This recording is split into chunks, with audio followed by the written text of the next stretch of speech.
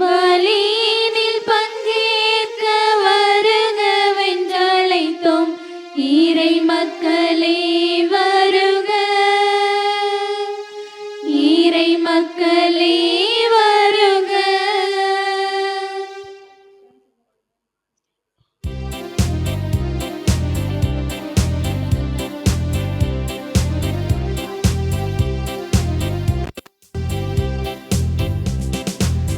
இழந்தவரிருந்திட கரம் கொடுப்போம், வாழ்வினை இழந்தவர் நலம் விளைவோம்.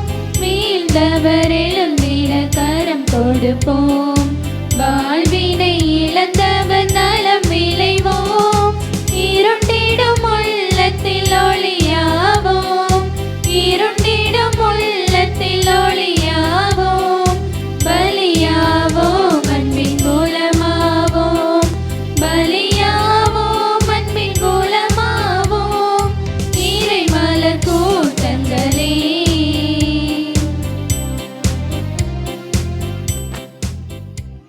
இன்றைய திருப்பலியானது சிங்கமாணிக்கம் லூர்து மேரி இவர்கள் குடும்பத்திற்கு ஆண்டவர் செய்த நன்மைகளுக்கு நன்றியாகும், வியாபார தொழில் வளர்ச்சிக்காகவும் தேசிகுமார், ராமர் செல்வம், சுதர்ஷன் கல்வி ஞானத்தில் சிறந்து விளங்க ஜெபிக்கிறார்கள். செல்லசாமி, சரஸ்வதி இவருடைய மகன், மகள், பேரன், பேத்திகள் இவருடைய உடல் உள்ள சுகத்திற்காகவும் தொழில் ஆசீர்வதிக்கப்பட ஜெபிக்கிறார்கள். மைக்கேல், ராயப்பன், ஜான்சி மேரி, அபிஷா, ராபிஷா, அன்சிகா குழந்தைகளுடைய கல்விஞான வளர்ச்சிக்காகவும் வியாபார விருத்திக்காகவும் நோயிலிருந்து விடுதலை பெறவும் கோடி அற்புதர் அந்தோணியாருடைய ஆசீர்வாதத்தை பெறுவதற்காக ஜெபிக்கிறார்கள். இவர்களோடு நாமும் நம்முடைய வேண்டுதல்கள், விண்ணப்பங்கள், மன்றாட்டுக்களை கோடி அற்புதர் புனித அந்தோணியாரின் பாதத்தில் ஒப்பு கொடுத்து ஜெபிப்போம்.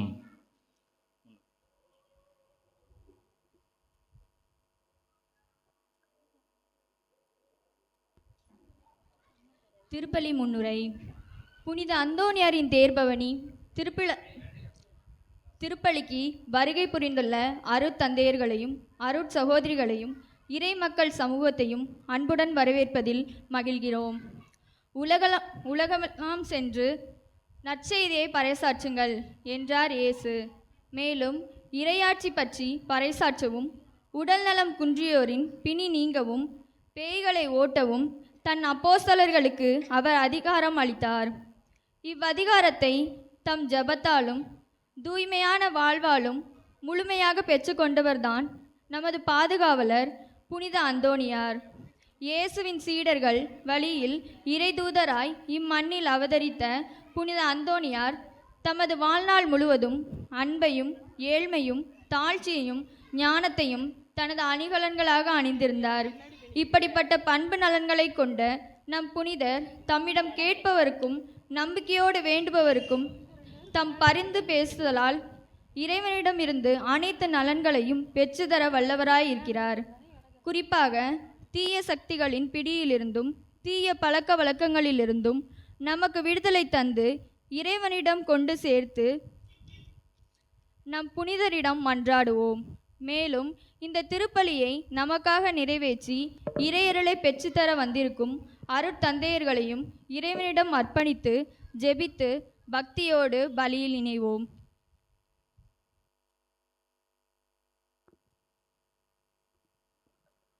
தந்தை, மகன், தூயாவியானவரின் பெயராலே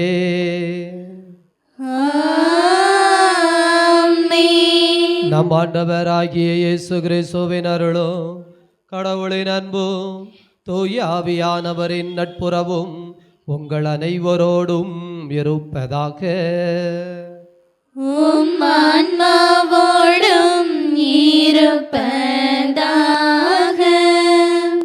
இயேசுவில் நல்லவர்களே, ஆண்டவருடைய அன்பு நிறைந்த குழந்தைகளே, கடவுளுக்கு நாம் நன்றி சொல்ல கடமைப்பட்டிருக்கிறோம்.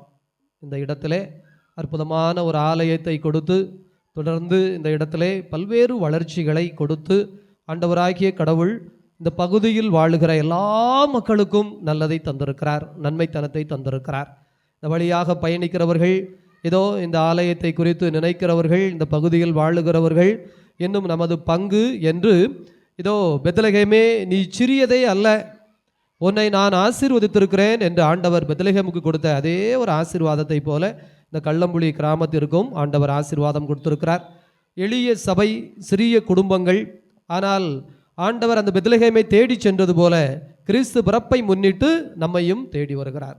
எல்லாம் ஒன்றோடு ஒன்று தொடர்பு படுத்தப்பட்டிருக்கிற ஒரு ஆசீர்வாதத்தின் காரியங்கள். எனவே ஆண்டவருடைய அன்பு குழந்தைகளை அப்படியே கண்களை மூடி இதயத்தில் கை வச்சுக்கோங்க. ஒரு நிமிஷம் அப்படியே கடவுளுக்கு நன்றி சொல்லுங்க. ஆண்டவருக்கு அப்படியே நன்றி சொல்லுங்க. இதோ ஆண்டவர் ஆகிய கடவுள் நன்மைத்தனங்களால் இந்த உலகத்தை நிறைத்திருக்கிறவர், நம்மையும் அவருடைய நன்மைத்தனத்தால் வழிநாட்டித்திருக்கிறார். குறிப்பாக கடந்த ஆண்டு முழுவதும் பெரிய பெரிய காரியங்களை நமக்கு செய்திருக்கிறார். அவருடைய ஆற்றலால் மகிழ்ந்திருக்கிறோம். குறிப்பாக இந்த பகுதி முழுவதும் விவசாய பெருங்குடி மக்கள், இதோ கால்நடைகள் வைத்திருப்பவர்கள் ஏராளம். இதோ குடிதண்ணீர் பஞ்சம் வந்துவிடுமோ என்கின்ற அளவிற்கு ஒரு மிகப்பெரிய கவலை, ஒரு வருத்தம் இருக்கத்தான் செய்தது. ஆனால் ஒரே நாள் ஆண்டவர் வானத்தை திறந்து இதோ உன்னுடைய கம்மாய்கள் எல்லாம் நிரப்பப்படுக, உன்னுடைய 6 குளங்கள் எல்லாம் நிரப்பப்படுக என்று சொல்லி ஆசீர்வதித்தார். அதுபோல கடந்த ஆண்டுகளிலே குறிப்பாக இந்த பகுதியில் வாழுகிற எல்லா மக்களுக்கும் ஆண்டவர் ஆசீர்வதித்து குழந்தைகளுக்கு நல்ல கல்வி ஞானத்தை கொடுத்து, குடும்பங்களிலே அமைதி சமாதானத்தை கொடுத்து, வேலை வாய்ப்புகளை கொடுத்து, ஏதோ புதிய இடம், புதிய இல்லங்கள் கட்டுவதற்கு தேவையான புதிய வாகனங்களை பெற்று அதன் மூலமாக ஏதோ வாழ்வின் ஆசீர்வாதங்களை பெற்றுக்கொள்வதற்கான எத்தனையோ காரியங்களை செய்திருக்கிறார். நமது பங்கு தந்தை வழியாக குறிப்பாக இந்த பகுதியிலே அரும்பெரும் காரியங்களை, ஆலய புதுப்பிக்கின்ற காரியங்களை, ஏதோ இந்த தேர் காரியங்களை, கொடிமர காரியங்களை என்று குடும்பங்களை ஏதோ கிறிஸ்துவுக்குள் இணைத்து கொண்டு வருகின்ற காரியங்கள் என்று ஆன்மீகத்திலும் ஆசீர்வாத பொருளாதார வாழ்விலும் ஆண்டவராகிய கடவுள் ஒளிரச் செய்திருக்கிறார். எனவே குறிப்பாக எல்லா காரியத்திற்காக நாம் நன்றி கூறுவோம். நம்முடைய ஆன்மீகம், நம்முடைய வாழ்வு, நம்முடைய மனம், நம்முடைய சமூகம், நம்முடைய சமுதாயம், நம்முடைய பொருளாதாரம் என்னும் ஆண்டவருக்குள் இணைந்திருக்கின்ற உறவின் காரியங்கள் என்று எல்லாவற்றிலும் ஆண்டவர் செய்த அனைத்து நன்மைகளையும் நினைத்து நன்றி கூறுவோம். ஒரு 5 காரியத்துக்காக நன்றி சொல்லுங்க. ஒரு 5 காரியம் தனிப்பட்ட விதத்தில். பொதுவாக எல்லாத்துக்கும் நன்றி சொல்லிட்டோம். உங்கள் குடும்பத்தில் ஒரு திருமண காரியம் நடந்திருக்கும், அல்லது உங்கள் மனதில் இருந்த ஒரு கவலை போயிருக்கும், அல்லது உங்கள் எண்ணத்தில் சில தெளிவுகள் கிடைத்திருக்கும், அல்லது அடுத்து என்ன செய்ய வேண்டும் என்பதற்கான ஒரு ஆற்றலை ஆண்டவர் தந்திருப்பார். கடந்த நாளிலே நோயிலிருந்து கடவுள் குணப்படுத்தி இருப்பார். இந்த 2024 ஆண்டிலே நடந்த ஒரு 5 காரியத்தை அப்படியே கடவுளுக்கு நன்றி சொல்லுங்க, நன்றி சொல்லுங்க, நன்றி சொல்லுங்க. இதோ இந்த நன்றியை முன்னிட்டு, இந்த நன்றி அறிதலை முன்னிட்டு தொடர்ந்து வருகிற புத்தாண்டு 2025 முழுவதும் ஆண்டவராகிய கடவுள் உங்களை பேரின்பத்தாலும் பெரும் மகிழ்ச்சியாலும் நிரப்ப வேண்டும். அதற்கு தடையாக இருக்கிற குற்றம் குறைகளை நினைத்து மனவருந்தி மன்னிப்பு கேட்போம். எல்லாம் வல்ல இறைவனிடமும் சகோதர சகோதரிகளே உங்களிடமும் நான் பாவியனை ஏற்றுக்கொள்கிறேன். ஏனெனில் என் சிந்தனையாலும் சொல்லாலும் செயலாலும் கடமைகளை தவறியதாலும் பாவங்கள் பல செய்தேன். என் பாவமே, என் பாவமே, என் பெரும் பாவமே. ஆகையால் எப்பொழுதும் கன்னியான பரிசுத்த மரியாளையும் வானதூதர் புனிதர் அனைவரையும் சகோதர சகோதரிகளே உங்களையும் நம் தேவனாகிய ஆண்டவரிடம் எனக்காக வேண்டிக் கொள்ள மன்றாடுகிறேன். வல்ல கடவுள் நம் மீது இரக்கம் கொண்டு நம் பாவங்களில் இருந்து விடுவித்து நம்மை நிலை வாழ்வுக்கு அழைத்து செல்வாராக. ஆமென்.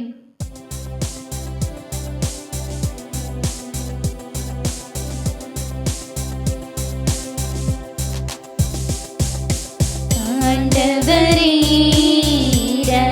இரக்கமாயிரும், ஆண்டவரே இரக்கமாயிரும். கிறிஸ்துவே இரக்கமாயிரும்,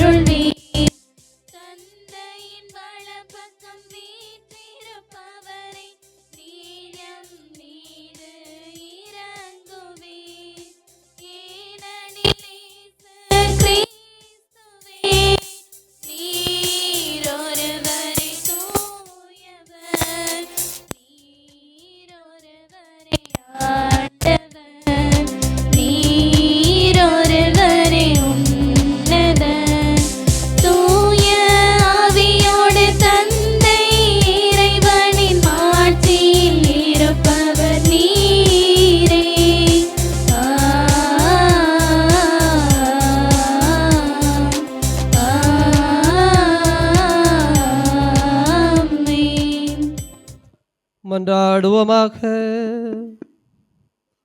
இதய அமைதியே இறைவா, கோடியற்புதர் பதுவை புனிதர் நன்னாக்களியாத நல்லவர் தூய அந்தோணியாரை தலை சிறந்த போதகராகவும் எங்கள் தேவைகளில் பரிந்து பேசுகிறவராகவும் தந்தீரே.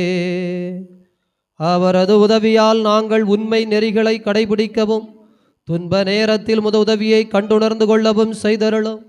உமோடு தூயாவியானவரின் ஒன்றிப்பில் இறைவனாய் என்றென்றும் வாழ்ந்து ஆட்சி செய்கின்ற எங்கள் ஆண்டவரும் உம் திருமகனுமாகி அதே கிறிஸ்து வழியாக உமை மன்றாடுகின்றோம். ஆமென்.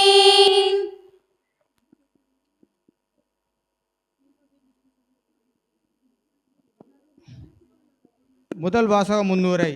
இரவின் இருளில் இருந்த தலைவி தன் இல்லத்தின் கதவுகளை திறந்து பார்த்தபோது அங்கே தன் தலைவனை காண்கிறாள். தலைவனின் வருகை தலைவிக்கு மகிழ்ச்சி தருகிறது. தலைவனின் வருகை கலைமானின் ஓட்டத்தோடு ஒப்பிடுகிறார் தலைவி. தலைவன் தன் தலைவரை வெண்புறாவுக்கு ஒப்பிட்டு பாடுகின்றார். கலைமானும் வெண்புறாவும் சந்திக்கும் நிகழ்வு இன்பமானதாக இருக்கும். இவ்வாறு இறைவனுக்கு இஸ்ரேல் மக்களுக்கும் உள்ள உறவை காதலனுக்கும் காதலிக்கும் உள்ள உறவாக சித்தரித்து காட்டும் இனிமை மிகு பாடலிலிருந்து எடுக்கப்பட்ட முதல் வாசத்துக்கு செவிமடிப்போம்.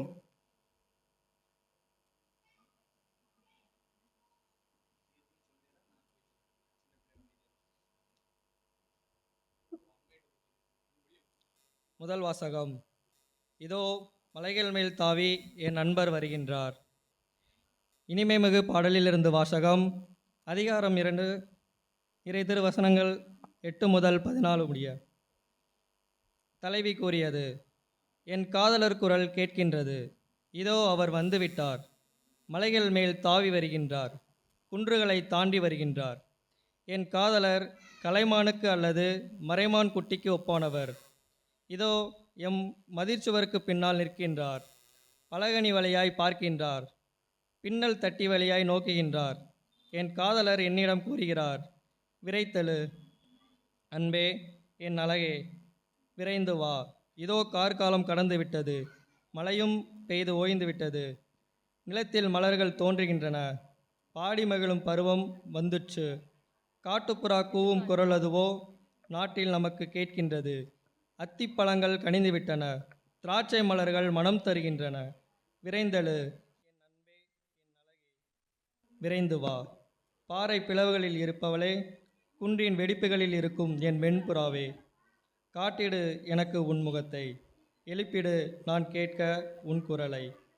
உன் குரல் இனிது, உன் முகம் எழிலே. இது ஆண்டவர் வழங்கும் அருள்வாக்கு. இறைவா உமக்கு நன்றி.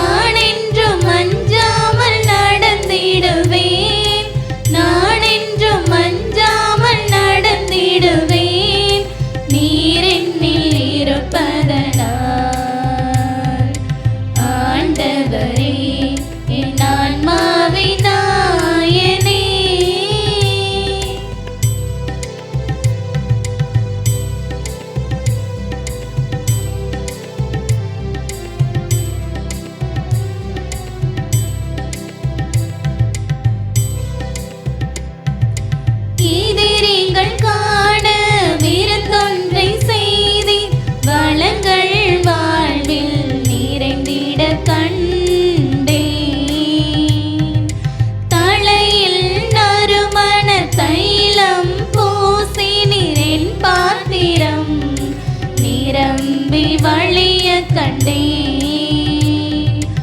உந்தன் பேரன்பிலே அருளும் நலத்தினிலே, உந்தன் பேரன்பிலே அருளும் நலத்தினிலே, நான் என்றும் அஞ்சாமல் நடந்திடுவேன், நான் என்றும் அஞ்சாமல் நடந்திடுவேன், நீர் என்னில் இருப்பதனால். ஆண்டவரே என் ஆன்மாவின் நாயனே, என்னை காக்கும் இனிய மேய்ப்பனே, உன் அன்பை பாடுகிறேன், உன் அன்பை பாடுகிறேன். நிறைகள் நான் கண்டேன், குறைகள் இனி இல்லையே. வசந்தம் நான் கண்டேன், வாழ்வில் பயமில்லையே. ஆண்டவரே என் ஆன்மாவின் நாயனே.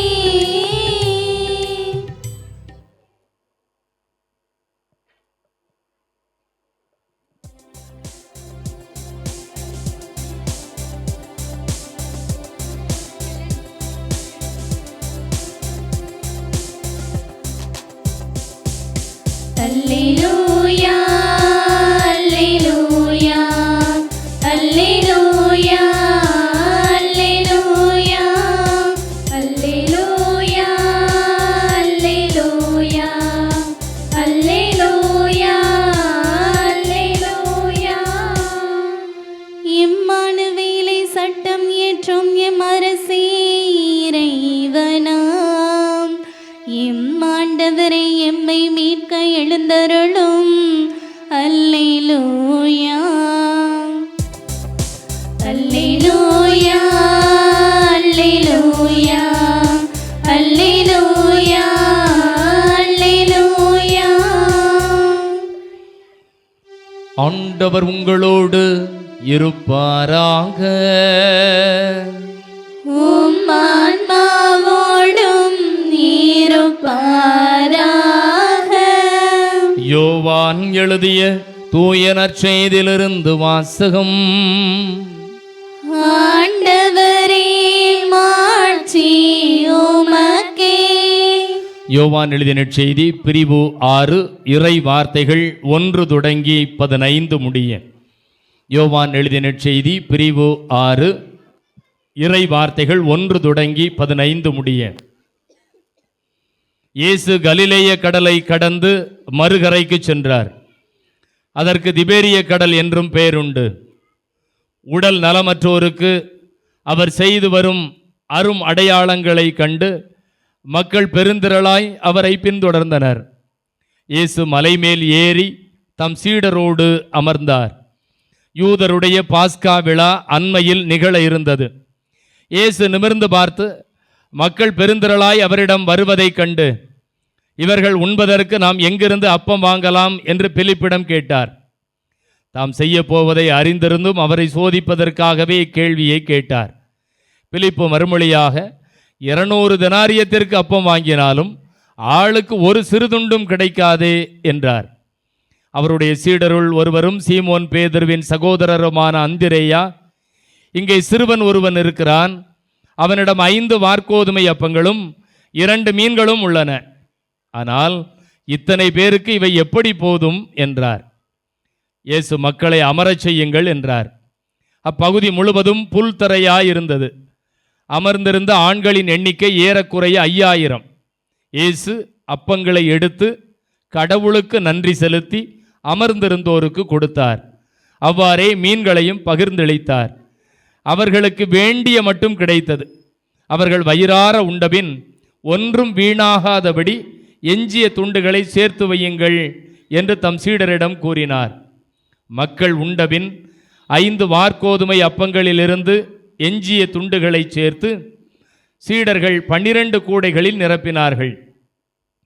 இயேசு செய்த இந்த அரும் அடையாளத்தை கண்ட மக்கள், உலகிற்கு வர இருந்த இறைவாக்கினர் உண்மையில் இவரே என்றார்கள்.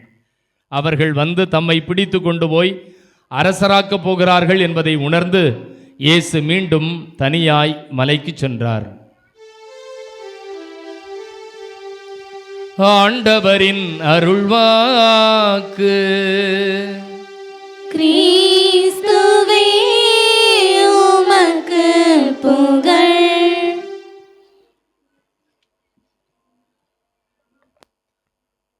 இயேசுவில் நல்லவர்களே, ஆண்டவருடைய அன்பு நிறைந்த குழந்தைகளை, கள்ளம்புளி புனித அந்தோணியார் ஆலயத்தினுடைய 14வது ஆண்டு பெருவிழாவை நாம் மகிழ்ந்து கொண்டாடி கொண்டிருக்கிறோம்.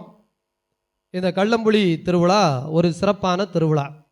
ஏன்னா கரெக்டாக உலகமெல்லாம் மகிழ்ந்து இயேசு கிறிஸ்துவின் பிறப்பை கொண்டாடி கொண்டிருக்கிற பொழுது நாம் திருவிழாவை கொண்டாடி கொண்டிருக்கிறோம். உலகமெல்லாம் இணைந்து ஒரு புதிய ஆண்டை வருக வருக புத்தாண்டே வருக என்று அழைக்கின்ற பொழுது நாம் விழாவை கொண்டாடி கொண்டிருக்கிறோம். நம்முடைய இந்த சிற்ற ஒரு கிளை சபையிலே எளிய மக்களாய் நாம் இருந்தாலும் ஆண்டவராகிய கடவுள் இவ்வளவு அழகான ஒரு ஆலயத்தையும், அதுவும் வருகிற போகிற இந்த பகுதியில் இருக்கிற இன்னும் பல்வேறு நாடுகளில் இருக்கிற மக்களும் இந்த இடத்தை நினைத்து ஜெபிப்பதற்கு தேவையான ஒரு அழகான ஒரு ஆசீர்வாதத்தையும் தந்திருக்கிறார். இந்த ஆலயம் அபிஷேகம் செய்யப்பட்டதனுடைய விழாவையும் நாம் இந்த நாளிலே சேர்த்து கொண்டாடுகிறோம். ஒரு ஊரில் ஒரு விழாவைத்தான் நினச்சி கொண்டாடுவாங்க அப்படின்னா நமக்கு எத்தனை விழா இருக்கிறது. ஆண்டவருடைய அன்பு குழந்தைகளே, எனவே முதல்ல நாம் எதற்கு கடவுளுக்கு நன்றி சொல்லணும்? இந்த ஆலயத்திற்காக. ஆமாம், கைதட்டி நன்றி சொல்லிடுவோம், மகிழ்ச்சியான காரியம். அதே போல் இந்த ஆலயத்தை தொடர்ந்து நமக்கு பங்கு தந்தை வழியாக இந்த கொடிமரம், இந்த ஆலயத்தின் வளர்ச்சி, தேர் என்று அனைத்திற்காக கடவுளுக்கு நன்றி சொல்லுங்க. நன்றி சொல்லியாச்சா? பிறகு இப்போ அடுத்து நம்ம நன்றி எதுக்கு சொல்லணும் கடவுளுக்கு? கிறிஸ்துமஸுக்காக நன்றி சொல்லணுமா வேண்டாமா? கிறிஸ்துமஸ் கொண்டாட போகிறோம்ல, கிறிஸ்துவின் பிறப்பிற்காக நாம் ஒரு நன்றி சொல்லிடலாமா? இப்போ அடுத்து பாருங்க, என்னது நம்ம சொல்லணும்? ஆண்டு பிறப்பிற்காக ஒரு நன்றியை தெரிவித்துக் கொள்வோமா? இப்படியே நம்ம இன்னைக்கு நன்றி சொல்லி கைத்தட்டிக்கிட்டே போனோம்னா விடிஞ்சிரும். அவ்வளவு காரியங்களுக்கு நாம் இந்த இடத்துல, இந்த கள்ளம்புளியிலே, இந்த ஆலயத்திலே, இந்த பெருவிழாவிலே நன்றி சொல்ல முடியும். எதுக்கு இத்தனை கைத்தட்டு, எதுக்கு இத்தனை நன்றி அப்படின்னா, இன்றைக்கு நாம் சிந்திக்க இருக்கின்ற இறை வார்த்தையின்படி தலைப்பே அதுதான். நன்றி உணர்வு உடையவர்களாக வாழுங்கள், உங்களுக்கு விண்ணகத்தின் எல்லா ஆசீரும் கொடுக்கப்படும். என்ன உணர்வு இருந்தா போதும்? என்ன உணர்வு இருந்தா போதும்? சத்தமா? ஏன்னா நான் சத்தமா பேசுறேன்ல, அதனால எனக்கும் சத்தமா பேசினாதான் விவரமா கேட்கும். நன்றி உணர்வு உடையவர்களாக இருங்கள். ஆண்டவருடைய அன்பு குழந்தைகளை, ஏன் நன்றி உணர்வு உடையவர்களாக இருக்கணும் அப்படின்னு பார்த்தோம்னா, இன்றைய நற்செய்தி வாசகத்திலே நமக்கு அழகாக வாசிக்கப்பட்டது. யோவான் நற்செய்தி 6வது அதிகாரத்திலே இதோ 5 அப்பங்களையும் 2 மீனையும் கொண்டு 5000 பேருடைய பசியை ஆண்டவர் போக்கினார். அதற்கு பிறகு 12 கூடைகள் நிரம்ப எடுத்தார். மிச்சம் இருந்த அப்பத்தை எத்தனை கூடைகள் எடுத்தாங்க? ஆனா இருந்தது எத்தனை அப்பந்தான்? 5 அப்பம். சாப்பிட்டது எத்தனை பேரு? 5000 பேருக்கு மேல. ஆனா மிச்சம் எடுத்தது 12 கூடைகள். இந்த அப்பம் பலுகிய ஒரு நிகழ்ச்சி ரொம்ப முக்கியமான நிகழ்ச்சி. கடவுள் வளமையின் கடவுள், அவர் வறுமையின் கடவுள் இல்லை. நம்முடைய கடவுள், நாம் வணங்கி கொண்டிருக்கின்ற தெய்வம் இந்த உலகத்திலே பேராற்றல் மிக்கவராய், பேர் அதிசயம் செய்கிறவராய் இருக்கிறார். உங்களை தேடி வந்திருக்கிற கடவுள் ஐயோ பாவம் பரிதாபமா இருக்காரே அப்படின்னு சொல்ற வகையில் இல்லை. அவர் நிறைவின் கடவுள், செழுமையின் கடவுள், ஆசீர்வாதத்தின் கடவுள், வாழ்வின் கடவுள், வாழ்வோரின் கடவுள். அப்ப இதை வெளிப்படுத்துவதற்கு விவிலியத்திலே ஒன்று தேவைப்பட்டது. என்ன அப்படின்னா, எப்படியா, எந்த அளவுக்குயா? கானாவூர் திருமணத்தில் பாருங்க, திராட்சை ரசம் தீர்ந்து விட்டது. முதல்ல தீர்ந்துதா, கடைசியில் தீர்ந்துதா? கல்யாண வீட்டில் முதல்ல தீர்ந்துதா, கடைசியில் தீர்ந்துதா? கடைசியில் தானே தீர்ந்தது. இப்போ முதல்ல தீர்ந்திருந்ததுன்னா நிறைய வேணும், கடைசியில் தீர்ந்து போச்சுன்னு வச்சுக்கோங்க, நிறைய ரசம் வேணுமா, கொஞ்சம் ரசம் இருந்தால் போதுமா? ஆனால் 6 கற்சாடிகள் நிரம்ப நிரம்ப கொடுத்தார். உங்கள் விண்ணக தந்தை நிறை உள்ளவராய் இருப்பது போல நீங்களும் நிறை உள்ளவர்களாக இருங்கள், வாழுங்கள். அவர் நல்லோர் மேலும் தீயோர் மேலும் மழையை பொழிவித்து கொண்டே இருக்கின்ற கடவுள், அள்ளி கொடுக்கின்ற கடவுள். ஊதாரி மைந்தன் ஓடி போனானா, எல்லாத்தையும் செலவழிச்சிட்டானா, செலவழிக்கலையா? பிச்சைக்காரனா தானே திரும்ப வந்தான், அவனும் வந்து பிச்சை தான் எடுத்தான். ஐயா எனக்குள்ளதெல்லாம் போச்சு, இன்னும் ஒரு வேலைக்காரனா ஒரு ஓரம் வச்சு எனக்கு சாப்பாடு மட்டும் போடுன்னு கேட்டானா, அந்த தந்தை சாப்பாடு மட்டுமா அவனுக்கு கொடுத்தாரு? உடனே காலுக்கு மிதியடி, கையுக்கு மோதிரம், நல்ல புதிய ட்ரெஸ்ஸு, நல்ல சோப்பு போட்டு குளிப்பாட்டுங்கடா. ஐயோ பாவம், இந்த எங்கெல்லாமோ காடு மேடெல்லாம் அலைஞ்சு சகதியில் வந்து ஐயோ பரதாபமாக இருக்கிறான்னு சொல்லி தலைக்கு மணிமுகுடம் வைத்து, உடனே அவன் கேட்டது ஒரு வாய் சாப்பாடு போடுன்னு. உடனே அந்த தந்தை இளம் கன்று ஒன்றை அடித்து வீட்டில் இருக்கிற வேலைக்காரன் தொடங்கி எல்லாருக்கும். இதெல்லாம் எதை குறிக்கிறது என்றால் வளமை, நிறைவு, செழுமை. புரியுதுங்களா? ஆகவே இந்த யோவான் நற்செய்தி 6வது அதிகாரம் 11வது வசனம் நமக்கு என்ன சொல்லி தருகிறது என்றால், ஆண்டவராகிய இயேசு கிறிஸ்து இந்த அப்பம் பலுகிய பகுதியிலே ஏன் நன்றி சொன்னார் என்றால், கடவுளின் முழுமையான பண்பை வெளிக்கொண்டு வந்த ஒரு பகுதி இந்த பகுதி. அதனால அப்பம் பகுதிய நிகழ்ச்சி முக்கியமான நிகழ்ச்சி. 2வது, இயேசு கிறிஸ்து இறந்தார். அதோட முடிஞ்சிச்சா முடியலையா? முடிஞ்சிச்சா முடியலையா? அதுக்கு அடுத்து என்ன நடந்தது? உயிர்த்தார். இயேசுவின் இறப்பு பின்பு உயிர்ப்பு. இயேசு கிறிஸ்துக்கு தான் உயிர்ப்போம்ங்கிறது தெரியுமா தெரியாதா? கொஞ்சமா தெரியுமா, நல்லா தெரியுமா?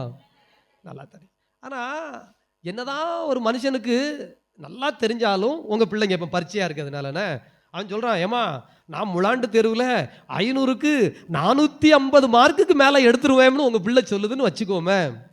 நீங்க இப்ப அரையாண்டு தேர்வு நடக்கலாம், என்ன கேட்பீங்க?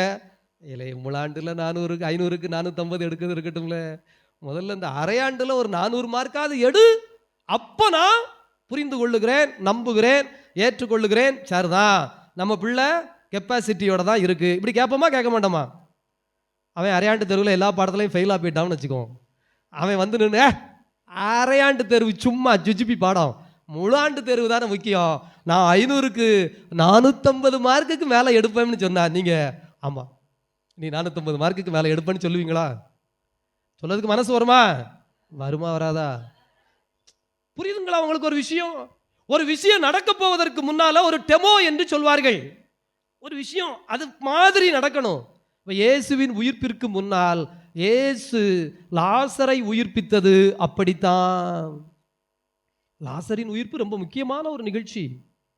லாசரின் உயிர்ப்பிலே ஆண்டவராகிய இயேசு கிறிஸ்து தன்னுடைய மரணத்தை, தன்னுடைய உயிர்ப்பை கண்கூடாக பார்க்கிறார். ரைட்டு, என்னை யார் உயிர்ப்பிக்க போகிறா? தந்தை கடவுள், வளமையின் கடவுள், வாழ்வின் கடவுள், இதோ என்னையும் உயிர்ப்பிக்க போகிறார். என்னை மரணம் தீண்டாது, என்னை சாவு நெருங்காது, ஆனால் பாதாளத்தை நான் வெற்றி கொள்வேன். எப்படி? இந்த லாசர் 4 நாள் உள்ள இருந்தானா, அது மாதிரி நானும் உள்ள இருப்பேன். சுத்தி இருக்கவங்கலாம் ஐயோ நாத்தம் அடிக்கும், அழுகும், போனமாயிடுச்சு, வச்சாச்சு, இவ்வளவுதான் இவன் கதை முடிஞ்சு போச்சுன்னு சொல்லுவாங்க. ஆனா நம்ம கதை முடியுமா? முடியுமா முடியாதா? முடிகிறதுக்கு வாய்ப்பு இருக்கா? நாம் வீறு கொண்டு எழுவோம், வெற்றியோடு எழுவோம், ஆண்டவர் நம்மை உயிர்ப்பிப்பார் அப்படின்னு தெரியணுங்கிறதுக்காகத்தான் இந்த லாசர் பகுதி. யோவான் நற்செய்தி 11வது அதிகாரம் 41வது வசனத்தை வாசிங்க. யோவான் 11:41. அப்போது அவர்கள் கல்லை அகற்றினார்கள். இயேசு அண்ணார்ந்து பார்த்து, கல்லை அகத்தியாச்சு, இருந்த தடை நீங்கிடுச்சு, அப்பத்தை கொண்டாந்து வச்சாச்சு, 5 அப்பத்தையும் 2 மீனையும் கொண்டாந்து வச்சாச்சு, எதிர இருக்கிறது 5000 பேரை பந்தியில உட்கார சொல்லியாச்சு, இங்கேயும் கல்லை அகற்றியாச்சு. கல்லுக்கு அங்கிட்டு என்ன இருக்கு? மரணம், அழிவு, அச்சம், இருள், இருட்டு, கல்லறை. அந்த கல்லறைக்குள் முன்னால் நின்றிருக்கிற இயேசு வானத்தை அண்ணார்ந்து பார்த்து, வாசிங்க, தந்தையே நீர் என் வேண்டுதலுக்கு செவிசாய்த்ததற்காக. என்ன வேண்டுதல்? லாசருக்கு உயிர் கொடுக்கணும். லாசர் உயிர் பெற்று வெளியில வந்துட்டானா? இன்னும் வரலையா? வந்தாச்சா வரலையா? கல்லு தானே அகர்ந்திருக்கு. லாசர் எங்க தான் இருக்கான்? இருட்டுக்குள்ள தான் நிற்கான், கல்லறைக்குள்ள தான் உட்கார்ந்துருக்கான், இறப்புல தான் இருக்கான். ஆனா இயேசு என்ன சொல்லுகிறார்? நீர் என்னுடைய வேண்டுதலை செவிசாய்த்து விட்டீர். நீர் என்னுடைய வேண்டுதலுக்கு செவிசாய்த்து லாசரை வெளியே கொண்டு. அப்போ நல்லா கவனிங்க, சம்பவம் நடக்கும் முன்பே தன்னுடைய மனத்தில் யார் ஒருவர் இந்த எண்ணத்தை கொண்டு வந்து சேர்க்கிறாரோ, நடந்து விட்டது என்று நம்புகிறாரோ, அவர்தான் நன்றி உணர்வு உடையவராக இருக்க முடியும். காரியம் நடந்த பிறகு நன்றி என்பது வெளிப்பாடு. ஆனால் அதற்கு முன் நம்பிக்கையினுடைய அடிப்படையே நன்றி உணர்வுதான். எனவேதான் இயேசு, இறைவா நீர் எனக்கு செவிசாய்த்ததற்காக நன்றி கூறுகிறேன் அப்படின்னு சொன்னார். ரெண்டாவது, உயிர்ப்பு முக்கியமா? மூன்றாவது எது முக்கியம் அப்படின்னா, இயேசுனுடைய வாழ்க்கையில இந்த அப்பரசம் முக்கியம். ஏன் இந்த அப்பரசம் முக்கியம்? 2000 ஆண்டுகளாக நம்மை ஒருங்கிணைப்பது இயேசுவின் திருவுடலும் திரு ரத்தமும். இந்த இயேசுவின் திருவுடலும் திரு ரத்தமும் எதன் வழியாக கொடுக்கப்படுகிறது என்றால் அப்பரசம் வழியாகத்தான் கொடுக்கப்படுகிறது. அப்போ அந்த அப்பத்தை எடுத்து வைத்துக்கொண்டு லூக்கா நற்செய்தியிலே 22வது அதிகாரத்தில் 17வது வசனம், 18, 19 3 வசனங்களை நாம் வாசிக்கிறோம். லூக்கா நற்செய்தி 22:17 வாசிங்க. பின்பு அவர் கிண்ணத்தை எடுத்து கடவுளுக்கு நன்றி செலுத்தினார். அதை கொடுத்து, இதை என் நினைவாக செய்யுங்கள், இது உங்களுக்காக பகிரப்படுகின்ற என்னுடைய இரத்தம். அடுத்து அவ்வாறே அப்பத்தையும் எடுத்து கடவுளுக்கு நன்றி செலுத்தி. இப்ப 3 முக்கியமான நிகழ்ச்சியை நாம் பார்த்திருக்கிறோம். ஒன்று, வளமை செழுமை வாழ்வு சொல்லித் தருகின்ற அப்பம் பலுகிய நிகழ்ச்சி. இரண்டாவது, நம்முடைய அழிவு இருள் நிரந்தரம் அல்ல, உயிர்ப்பு ஒளி வாழ்வுதான் நிரந்தரம். நம்மை கடவுள் என்றென்றும் வாழச் செய்வதற்காக வாழ்வின் கடவுளாய் வழிநடத்துகிறார் என்கின்ற உயிர்ப்பு. மூன்றாவது, 2000 ஆண்டுகள் மட்டுமல்ல, இன்னும் 20,000, அதுக்கு அடுத்து இன்னும் 50,000, எத்தனை வருஷம் ஆனாலும் இந்த நற்கருணை வாழ்வு தருகின்ற நற்கருணை, கடவுளின் பிரசன்னத்தை நமக்கு சொல்லித் தருகின்ற நற்கருணை, அந்த நற்கருணையை ஏற்படுத்திய பொழுது நன்றி. இந்த மூன்றிலுமே இயேசு கிறிஸ்து அந்த நிகழ்வு நடப்பதற்கு முன்பே தன்னுடைய உள்ளத்தில் அந்த நிகழ்வு நடந்துவிட்டது என்று நினைத்து ஆண்டவராகிய கடவுளுக்கு நன்றி கூறினார். 2025வது வருஷம் பிறந்துடுதா? இன்னும் பிறக்கலையா? பிறக்கலையா? பிறக்கல. ஆனால் நன்றி சொல்ல முடியுமா? நன்றி சொல்ல முடியாதா? முதல்ல 2025க்கு நன்றி சொல்றதுக்கு முன்னால எதுக்கு நன்றி சொல்ல வேண்டியது இருக்கு? 2024க்கே நாம நன்றி சொல்லணும். பிரியமானவர்களே, நன்றி ரொம்ப முக்கியம். தயவு செய்து இன்னைக்கு நீங்க வீட்டுக்கு போன உடனே, பிள்ளைங்க கவனிச்சுக்க, பத்தியால எங்கள் ஸ்கூல்லையும் சொன்னேன், உங்கள் பெற்றோருக்கு, உங்கள் ஆசிரியர்களுக்கு, உங்கள் நண்பர்களுக்கு, உங்கள் உறவினர்களுக்கு, உங்கள் பகைவர்களுக்கு, உங்களுக்கு துன்பம் கொடுத்தவர்களுக்கு, உங்களுக்கு கை தூக்கி விட்டவர்களுக்கு என்று எல்லாரையும் போய் பார்த்து, வணக்கம், இந்த வருஷம் எனக்கு நீங்கள் நல்லபடியாக உதவியாக இருந்தீங்க. நல்லபடியாக என்னதான் இருந்தீங்க? என்னவா இருந்தீங்க? உதவியாக இருந்தீர்கள். உங்கள் வீட்டுக்காரருக்கு நீங்கள் சொல்லணும், அவன் எனக்கு உதவியா சாமி, ஒவத்திரியம். சும்மா அவன் இல்லாமல் ஒரு வாரமாக அந்த மிச்சரை சாப்பிட்டுக்கிட்டு சத்தம் போடாமல் உட்கார்ந்துருந்தா கூட நான் வீட்டில் எல்லா காரியத்தையும் ஒழுங்கு பண்ணி செஞ்சுருப்பேன். இடையில வந்து 1008 பிரச்சனை. ஐயா, அது மாதிரி நீங்கள் உங்கள் வீட்டுக்காரம்மாவுக்கெல்லாம் சொல்லணும், நீ எனக்கு உதவியாக இருந்ததற்காக நன்றி. போங்க சாமி, வருஷம் ஃபுல்லாக சம்பாதிச்சு கொண்டாந்து கொடுத்ததை வருஷ கடைசியில் இப்போ பாருங்க இன்னும் 2000 3000 ரூபா கடனை வாங்க வச்சிருவா. இவளுக்கு உதவியாக இருந்தேன்னு நான் நன்றி சொல்லவா அப்படின்லாம் சொல்லக்கூடாது, நினைக்கக்கூடாது. அதுக்கு விளக்க நான் வரிசையாக சொல்லி வருவேன். அதே போல குழந்தைகள், பெரியவர்கள், அதே போல உங்கள் சகோதர சகோதரிகள், உங்களை சுற்றி இருக்கிற பக்கத்து வீட்டுக்காரங்க, ஐயா இந்த வருஷம் ஃபுல்லாக ரொம்ப உதவியாக இருந்ததுக்காக நன்றி அப்படின்னு சொல்லணும்.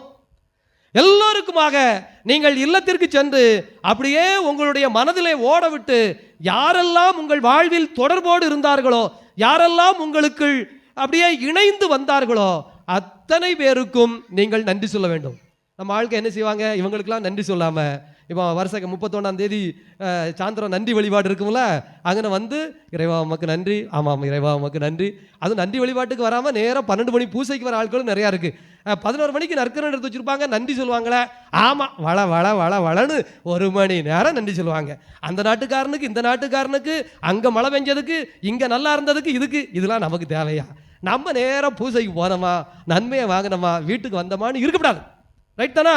ஆகவே இன்று நீங்கள் இந்த நன்றியை தெரிவிக்க வேண்டும் என்பதை இயேசுவின் வாழ்க்கையில் 3 பகுதியிலிருந்து நாம் எடுத்திருக்கிறோம். பிரியமானவர்களே, இந்த நன்றி ஏன் தெரிவிக்கணும்னு முதல்ல தெரிஞ்சுக்கோங்க. கிராட்டிடியூட் ஃபீலிங்கிறான், அதாவது தேங்க்ஃபுல்னஸ் அப்படிங்கிறான்.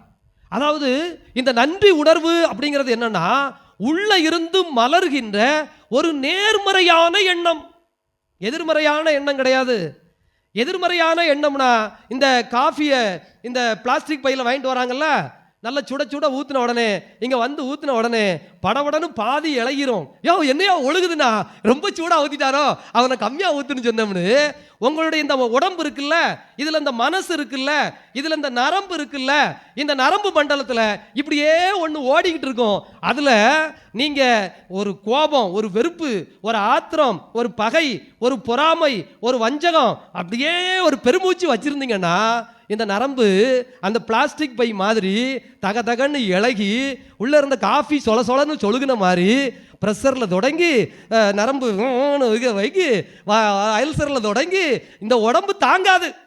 இந்த உடம்பு அதே பையில் கொஞ்சம் குளிர்ந்த தண்ணியை ஊற்றி வைங்க, எத்தனை நாளானாலும் பை கெட்டு போகுமா? அது வாட்டுக்கு இருக்க போதும் ஒழுக போகிறதில்ல. புரியுதுங்களா?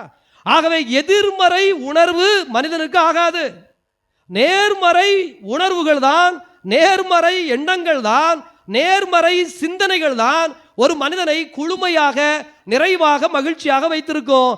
ஆகவே இந்த நன்றி உணர்வு என்பது நமக்குள் எழும்புகின்ற ஒரு நல்ல எனர்ஜி, ஒரு ஆற்றல், ஒரு சக்தி. அதனால இந்த நன்றி உணர்வை குறித்து நாம் இன்றைக்கு 2 காரியங்களை சிந்திக்க இருக்கின்றோம். இயேசுவின் வாழ்க்கையில 3 பகுதியில் நடந்தது. இயேசு ஏன் இதை ரொம்ப முக்கியமாக சொன்னார்னா, நான் என்னதான் சொன்னாலும், வருஷம் ஃபுல்லாக பிரசங்கம் வச்சாலும், இங்கே பாருங்க, கோவில் என்பது வீடு, கோவில் என்பது நம்முடைய ஒரு உள்ளம். இந்த இடத்திலே நல்லது நடந்தால் ஓடியாந்து நன்றி சொல்ல வேண்டும். ஒரு தீமை நடந்தால் இந்த இடத்திலே வந்து ஆண்டவரே என்னை காப்பாற்றும் என்று ஜெபிக்க வேண்டும். ஒரு தேவை இருக்கிறது என்றால் ஆண்டவரே எனக்கு தாரும் என்று சொல்ல வேண்டும். ஒரு சந்தோஷம் இருந்தால் 2 பேரை கூட்டியாந்து பகிர வேண்டும். எனவே ஆலயம் என்பது நம்முடைய எல்லாவற்றின் எல்லாமாக இருக்கிறது அப்படின்னு நான் எவ்வளவுதான் சொன்னாலும், நீங்க வருஷம் ஃபுல்லா கோயிலில் வந்து என்னதான் பண்ண போறீங்க? தந்தை மகன் தூய் ஆவியானவரின் பெயராலே ஆமென். ஆண்டவனே, அப்பா ஏன்டா அந்த கொடுமை சாமி, என் வீட்டில் என்ன பாடு தெரியுமா, என்ன கஷ்டம் தெரியுமா, ஆண்டவனே என்னத்தையாவது பார்த்து செய், உனக்கு தெரியாதது இல்லை, கடவுளே எப்படியாவது காப்பாத்து ஏம்மா வா அப்படின்னு நம்ம என்ன செஞ்சிட போகிறோம்? கோயிலில் 3/4 நமக்கு ஜெபத்துக்கு வர்றது எதுக்காகத்தான்? வேண்டுதலுக்காகத்தான், நம்ம தேவைக்காகத்தான். இது தப்பு இல்லை. ஆனால் அது ஒரு பகுதி, முக்கியமான பகுதி. ஆனால் அந்த பகுதி மட்டும் முக்கியமானதல்ல, அந்த பகுதிக்கு முன்னும் பின்னும் நிறைய இருக்கிறது. இதை நம்ம எவ்வளவுதான் சொன்னாலும் யாரும் கேட்க போறதில்ல. ஒரு 60% அல்லது 70% கோயிலுக்கு எதுக்கு மட்டும்தான் வரப்போறாங்க? விண்ணப்பத்தை வைப்பதற்காக வரப்போறாங்க. இப்போ இந்த விண்ணப்பத்தை வைப்பதற்கென்று பவுலடிகளார் ஒரு முறையை சொல்லித் தருகிறார். பிலிப்பியருக்கு எழுதின கடிதம். இப்போ நீங்களாம் விண்ணப்பம் வைக்கும்போது அது உங்களுக்கு கைகூடணுமா? நீங்கள்லாம் விண்ணப்பம் வைக்கும்போது அந்த விண்ணப்பம் நிறைவேறணும்னா என்ன செய்யணும் அப்படின்னா, இயேசுவினுடைய விண்ணப்பம் எல்லாம் நிறைவேறிட்டுல. அதாவது அப்பத்தை பழுகணும், நிறைவேறிட்டு. உயிர்ப்பிக்கணும், அது நிறைவேறிட்டு. இந்த அப்பத்தை ரசத்தையும் ஒரு 50,000 100,000 வருஷத்துக்கு தன்னுடைய திருவுடல் திருரத்தமா கொடுக்கணும், அது நிறைவேறிட்டு. பாருங்க, கடந்த காலம், நிகழ்காலம், எதிர்காலம் என்று எல்லா காலத்திலும் இயேசுவின் வாக்கு உயிருள்ளதாய், இயேசுவின் சிந்தனை நிலை பெற்றதாய் இருந்ததற்கு காரணம் நன்றி. இதை பவுலடிகளார் எங்க கொண்டு வருகிறார்? பிலிப்பியருக்கு எழுதின கடிதம் 4வது அதிகாரம் 6வது வசனம் வாசிங்க. நீ கவலைப்படாத, எதை பற்றியும் நீ என்ன செய்யாத, என்ன செய்யக்கூடாது? ஐயோ, நான் 5 அப்பம் 2 மீன் தானே இருக்கு, 5000 பேர் உட்கார்ந்துருக்காங்களே, இவ்வளோ பேருக்கு இது பத்துமா? பிலிப்பு சொன்னார்ல, ஆண்டவரே 200 தெனாரியத்துக்கு வாங்கியிருந்தாலும் பிச்சு பிச்சு கொடுத்தா கூட இந்தா இவ்வளோன்னு தான் கொடுக்க முடியும். எல்லாம் கொலை பசியில் இருக்கான், 3 நாள் 4 நாளாக சாப்பிடாம இருக்கான், மயங்கி விழுந்துருவான்னு வேற சொல்றீங்க. எப்படி கொடுக்க முடியும்? எப்படி முடியுங்கிற சிந்தனை உனக்கு கவலையை தருது இல்ல? நம்ம பிள்ளைங்களை பற்றி கவலை இருக்கா இல்லையா? என்ன ஆகுமோ? கடனை நினைச்சா பக்கு பக்குன்னு நெஞ்சு அடிக்குதா அடிக்கலையா? கவலை வருதா வரலையா? மழை நேரமாச்சுன்னா ஐயோ இந்த வீடு ஒழுகுமே, கரண்ட் படக்கு படக்குன்னு தட்டுமே, மழை பெஞ்ச தண்ணி வெளியில் போகாத, சாக்கடை ஆயிருமே, ஆண்டவனே பகலையில் மழை பெய்யட்டும், நான் மாட்டு தோண்டிடுவேன், நைட் நேரம் மழை பெய்யாமல் பார்த்துக்கன்னு திக்கு திக்குன்னு அடிக்கிற ஆட்கள் இந்த உலகத்தில் இருக்கா இல்லையா? பாருங்களேன், தங்களுடைய வாழ்வை குறித்து, குழந்தைகளை குறித்து, தன்னுடைய கணவனை குறித்து, மனைவியை குறித்து, எதிர்காலத்தை குறித்து, தன் சகோதர சகோதரிகளை குறித்து எல்லாம் பயம் பயம் பயம். நீ பயப்படாத, நீ கவலைப்படாத இரு, நீ அஞ்சாமல் இரு. மாறாக என்ன செய்யணும்? வாசிங்க. மன உறுதியோடு கூடிய இறை வேண்டல் செய்யணும். மன உறுதியோடு கூடிய இறை வேண்டல். எல்லாம் ஒரு தடவை கை தட்டிக்கோங்களேன். நான் எதுக்குன்னு சொல்றேன், நல்லா சத்தமா. நான் சொன்ன பிறகு ஐயோன்னு நினைப்பீங்க. பாட்டி கேட்டீங்களா? இந்த கைத்தட்டு உங்களுக்கு தான். இப்போ தட்டுங்க, உங்களுக்கு தான் கைத்தட்டு. தட்டுங்க தட்டுங்க. Very good. இப்போ இப்படி இருக்கு. ஏன் இந்த கைத்தட்டு உங்களுக்கு தெரியுமா? மன உறுதியோடு கூடிய இறைவேண்டல்ல யாரையுமே அடிச்சுக்க முடியாது. நம்ம ஆட்கள் கோயிலில் ஜோம் பண்ணுவாங்க பாருங்க, ஐயோ நீ கொடுக்கலன்னா நான் போக மாட்டேயா. இந்த யாக்கோபு விடிய விடிய சண்டை போட்டான்னு சொல்லுவாங்களா கடவுள்கிட்ட, அது மாதிரி நம்ம ஆட்கள் சட்டை பிடிச்சி உலிக்கிடுவாங்க. அவர் அங்கிட்டு தப்பிச்சே போக முடியாது. கவலை மார்க் குறைஞ்ச இடம் உங்களுக்கு. ஆனால் மன உறுதியோடு கூடிய இறைவேண்டல்ல மேக்சிமம் எல்லாருமே நல்ல மார்க். அதெல்லாம் உங்களுக்கு கவலையே கிடையாது. நீங்கள் பாஸ் மார்க் மட்டும் இல்லை, 100க்கு 100 எடுத்த ஆட்கள்லாம் நிறையா இருக்குது. அடுத்து வாசிங்க. நன்றி உணர்வோடு கூடிய இறைவேண்டல் இருக்கிறதா? இது கேள்வி. அதாவது மன உறுதியோடு கூடிய இறைவேண்டல் நீங்க செய்றீங்க, ஆனா மன உறுதி இருக்கிற அளவுக்கு எது இருக்கிறது இல்ல? நன்றி உணர்வு. சத்தமா சொல்லுங்க, சொல்லுங்க, மனப்பாடமா சொல்லுங்க, சத்தமா சொல்லுங்க. ஒரு தடவைக்கு 5 தடவை சொன்னா தான் இங்க லேசாவது போய் கேட்கும். எதுக்கு அவர் நன்றி உணர்வு நன்றி உணர்வு நன்றி உணர்வுன்னு சொன்னாரு? பிலிப்பியருக்கு எழுதின கடிதத்தில் பவுலடிகளாரு அப்படி போட்டு அதில் என்னதான் நம்மளை மல்லுக்கு நிப்பாட்டி இருக்காரு அப்படின்னு வருமா வராதா? வரணும். ஆகவே ஆண்டவருடைய அன்பு குழந்தைகளே, இதோ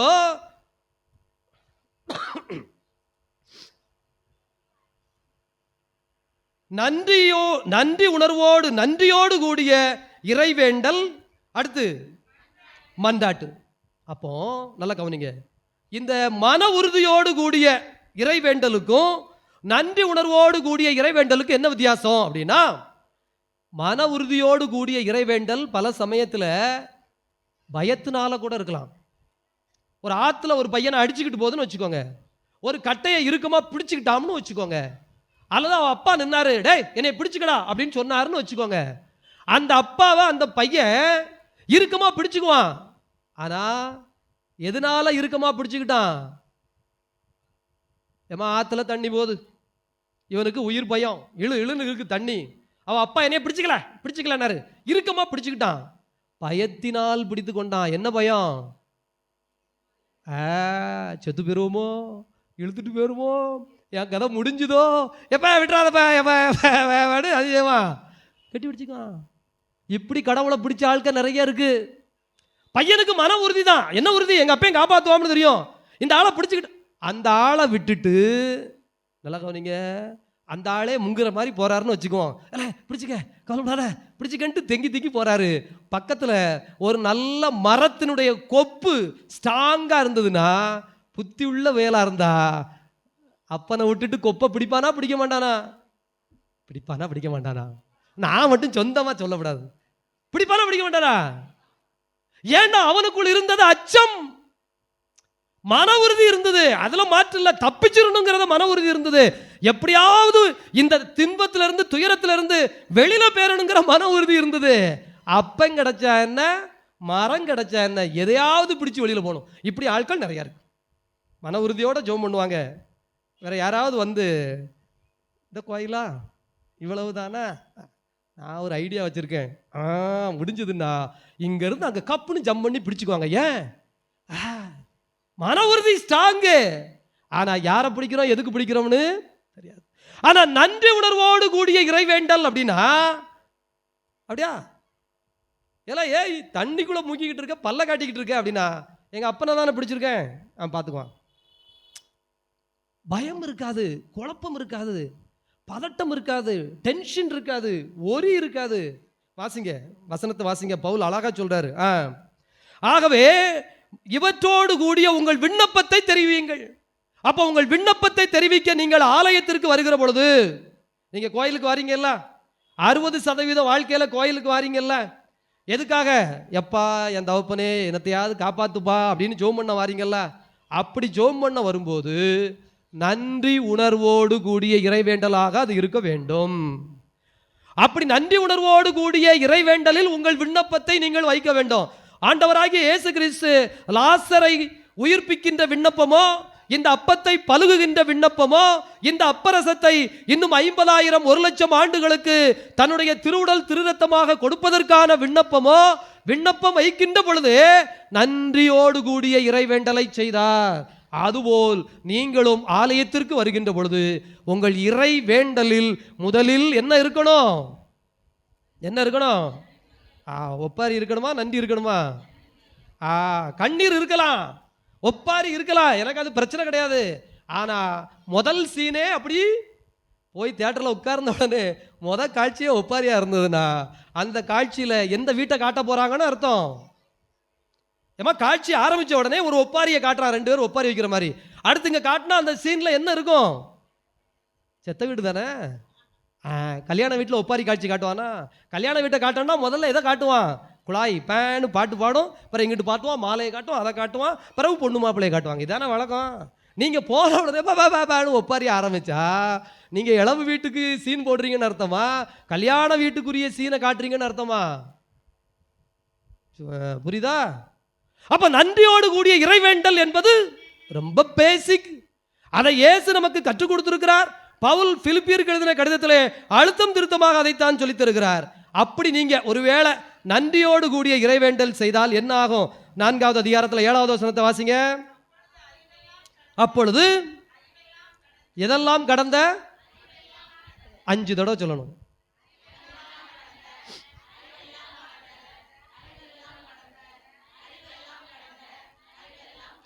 நான் புத்திசாலின்னு நினச்சிக்கிட்டு இருக்கேங்களே, நான் நினச்சிக்கிட்டு இருக்கேன் பார்த்தீங்களா? அது நான் எவ்வளோ பெரிய ஆள் தெரியுமா?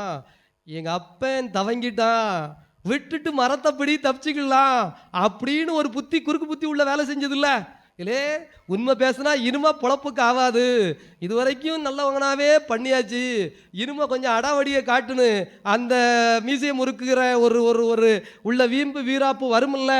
இது வரைக்கும் சொல் பேச்சு கேட்டது கரெக்டு தான், இனிமே இவன் கூட இருந்தோம்னா நம்மளை காலி பண்ணிடுவான், இந்த கடவுள் நமக்கு செட் ஆக மாட்டான், இனி ஒப்பேராது, நேற்று வரைக்கும் ஒரு மாதிரி இருந்தோம் அப்படின்னு இந்த அறிவு உள்ள வேலை செய்தில்ல.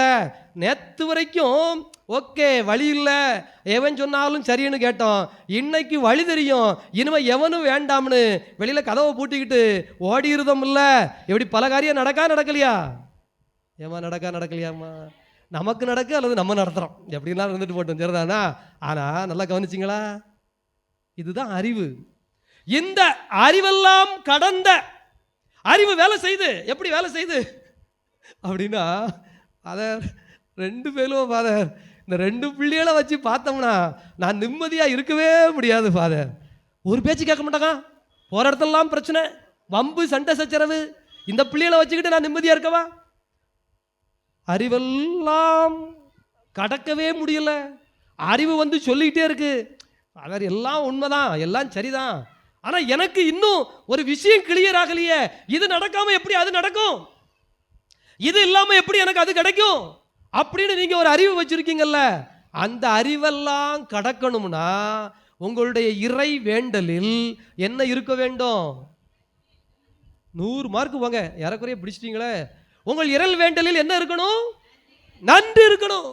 நன்றி என்பது நம்பிக்கையினுடைய இன்னொரு வெளிப்பாடு.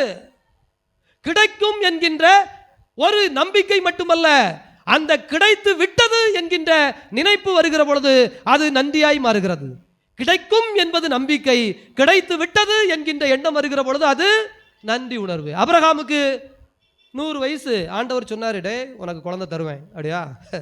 100 வயசான பிறவையோ சும்மா இருயா, ஆசையை காட்டி மோசம் பண்ணாதையா, நீ வாட்டுக்கு விட்டனா, இந்தா எனக்கு அடிமை பெண்ணுக்கு பிறந்த பிள்ளை இருக்குல்ல இஸ்மாயில், அதை என் பிள்ளைன்னு சத்தம் போடாமல் ஏற்றுக்குவேன், குழந்தை தரேன், இது உனக்கு தேவையா? அறிவு. இனி முடியுமா? யோசேப்புக்கு ஒரு கனவு வந்துகிட்டே இருக்கு, ஏய் நீ வந்து அப்படி உட்கார்ந்துருப்பா ராஜா மாதிரி, சுற்றி எல்லா கட்டும் விழும், யோ நீ சும்மா இருக்கியா இல்லையா மேலே உட்காந்துக்கிட்டு கனவை கொடுத்துக்கிட்டு, நானே எகிப்துக்கு தூக்கி போட்டாங்க, கடைசியில் அங்கேயே அடிமையாக உட்கார்ந்துருக்கேன். சரி, இங்கே வந்த இடத்துலையாவது எங்கனையாவது வேலை செஞ்சு பிழைக்கலாம்னா கடைசியில் என்னை தூக்கி எங்கே போட்டாங்க? ஜெயிலில் போட்டாங்க. இங்கே இருந்துக்கிட்டு நான் இந்த எகிப்துக்கு ராஜாவாகவா? புரியுதா உங்களுக்கு? உங்கள் கண்களுக்குள் உங்கள் அறிவுக்கு தெரியாத, உங்கள் அறிவுக்கு அப்பாற்பட்ட ஒரு காரியம் உங்களுக்குள் வந்து உட்கார வேண்டும் என்றால் நம்பிக்கை மட்டும் பத்தாது. என்ன வேண்டும்? என்ன வேணும்? ஒரு 100 தடவையாவது உங்களை சொல்ல வச்சிருவேன். சொல்லுங்க, என்ன வேணும்? இன்னொரு தடவை சொல்லுங்க. நன்றி உணர்வு. அப்போ கிடைத்து விட்டது. இவன் யோசேப்பு நன்றி, கடவுளுக்கு நன்றியோட இருக்கான். எங்க போனாலும் கடவுளை விட்டு விலகல. ஏன்? அந்த ஆள் செய்வான், வாக்கு கொடுத்தவன் செய்வான், எனக்கு தெரியும், நான் நன்றி மட்டும் சொல்லுவேன். அதே போல ஆபிரகாம். நீங்க தொடர்ந்து எல்லாருடைய வரலாறையும் வாசிங்க. இப்போ கவனிங்க. அறிவெல்லாம் கடந்த சத்தமா, இன்னொரு தடவை சத்தமா, 5 தடவை.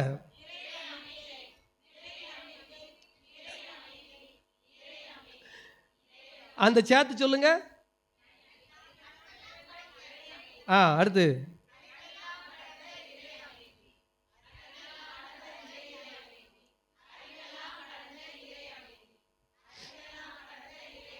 கொன்னுட்டீங்களா? போங்க, இவ்வளோ விஷயம் தேவைப்படுது பாருங்க. அறிவெல்லாம் கடந்த இறை அமைதி கிறிஸ்து இயேசுவோடு இணைந்துள்ள சத்தமா உங்கள் உள்ளத்தையும் மனத்தையும். பிரியமானவர்களை, இந்த நன்றி உணர்வு வந்துட்டா நீங்க நிம்மதியா தூங்குவீங்க. ராத்திரி படுத்து தூக்கம் வராத ஆட்களுக்கு கடவுள் மேல இன்னும் நன்றி உணர்வு வரல. நம்பிக்கை இருக்கும், நான் அதைத்தான் சொல்றேன். இல்ல எழுப்புன உடனே நம்பிக்கை வந்துடும். ஏன்னா புத்தி தானே. இல்ல ஐயோ அதெல்லாம் அப்புறம் ஏன் ராத்திரி உனக்கு கெட்ட கெட்ட கனவா வந்தது? ராத்திரியான் தூங்க முடியல? ராத்திரியா உன் கனவுல உன்னை யானை விரட்டிச்சு, பாம்பு விரட்டிச்சு, அருவாளை கொண்டு வரத வெட்ட வர மாதிரி ஐயோ நான் விழுந்தேன் செத்த அப்படின்னு படபடன்னு வேர்க்க விறுவிறுக்க நீ ஏன் எந்திரிச்ச? உனக்குள் என்ன உணர்வு இல்ல? நன்றி உணர்வு இருந்திருந்தா எதெல்லாம் கடந்த இறை அமைதி வரும். அது வந்து உங்கள் உள்ளத்தையும் மனத்தையும் பாதுகாக்கும். எதை பாதுகாக்கும்? எதை பாதுகாக்கும்? 100 மார்க் வச்சுக்கோங்க. நீங்களே சொல்லிட்டீங்க எல்லாத்தையும். பிரியமானவர்களே, இந்த நன்றி உணர்வு கூடிய இறை வேண்டல். அப்போ இறை வேண்டல்ல முக்கியமா நன்றி உணர்வு இருக்கணும். இறை வேண்டல்ல நம்பிக்கை உங்களுக்கு இருக்கு, நான் 100 மார்க் கொடுத்துட்டேன். மன உறுதி உங்களுக்கு இருக்கு, நான் அதுக்கு 100 மார்க் கொடுத்துட்டேன். அதுலலாம் நமக்கு பிரச்சனை இல்லை. நமக்கு பிரச்சனை நன்றி உணர்வோடு நன்றி சொல்லி சொல்லி நீ ஜோம் பண்றியா, அழுது ஒப்பாரி வச்சு ஜோம் பண்றியா? நீ புலம்பி விளங்காம பெறுவானோ நாசமா பெறுவானோ ஒண்ணுமில்லாம பெறுவோம், ஐயோ ஐயோ பின்னாடி பாரு, அவனை பாரு இவனை பாரு இப்படின்னு பதறி ஜோம் பண்றியா, அமைதியா நிதானமா? என்னம்மா இப்படி ஜெபம் பண்றீங்க? எல்லாமே இப்படி கிடக்க கழிசடையா சுத்தி பார்த்தா நீ வாழ வழி இல்லாம கிடக்க மாதிரி தெரியுதுண்ணா. எனக்கு வாழ வழி இல்லைங்கிறது உனக்கு தெரியுது. ஆனா நான் நல்லா வாழ்வேங்கிறதுக்கு கடவுளுக்கு நன்றி சொல்லிக்கிட்டு இருக்கேன். ஏன்? எனக்கு கடவுள் அந்த வழியை காட்டுவா. 3 காரியம்தான். இயேசுவின் அப்பம் பலுகிய நிகழ்ச்சி, லாசரின் உயிர்ப்பிக்கப்பட்ட நிகழ்ச்சி, 3வது இந்த அப்பத்தையும் ரசத்தையும் இயேசு இதோ 1,00,000 ஆண்டுகளுக்கு மேலாகவே இனியும் தொடர்ந்து அவருடைய திருவுடல் திருரத்தமாக கொடுப்பதற்கு முன்னால் அவர் செய்த காரியம் நன்றி கூறி இறைவேண்டல் செய்தார் அப்படின்னு சொல்லிட்டோமா? ரைட். இப்போ இந்த நன்றி சொல்லலைன்னா மனுஷனுக்கு வாழ்க்கையில கவலை நேரத்தில் மட்டும்தான் நன்றின்னு இல்லை, சந்தோஷ நேரத்திலையும் நம்ம நன்றி சொல்ல மறந்துடுவோம். குறிப்பாக 1 கொரிந்தியர் 15வது அதிகாரம் 37வது வசனம். 1 கொரிந்தியர் 15:37.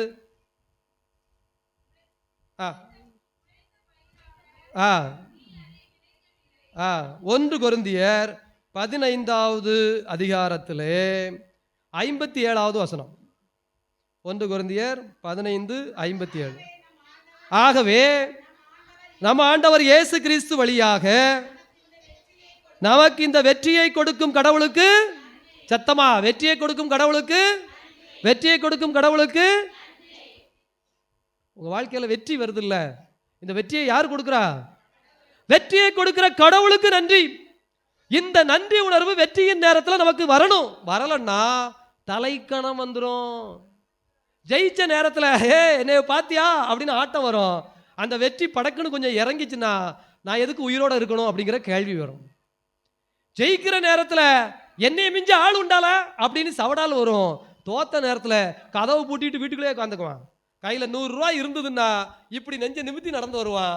கையில காசு இல்லைன்னா தலையை கவுந்துக்கிட்டே போவான். என்ன தம்பு அப்படின்னு கூப்பிட்டா சும்மா இரு, நானே கவலையிலையும் கஷ்டத்துலையும் வரேன். நேத்து இப்படி வந்த, நேத்து பாக்கெட்ல அப்படி இருந்தது, இன்னைக்கு பாக்கெட்ல ஒண்ணும் இல்லை. புரியுதா? எனவே வெற்றியை தந்த கடவுளுக்கு நன்றி.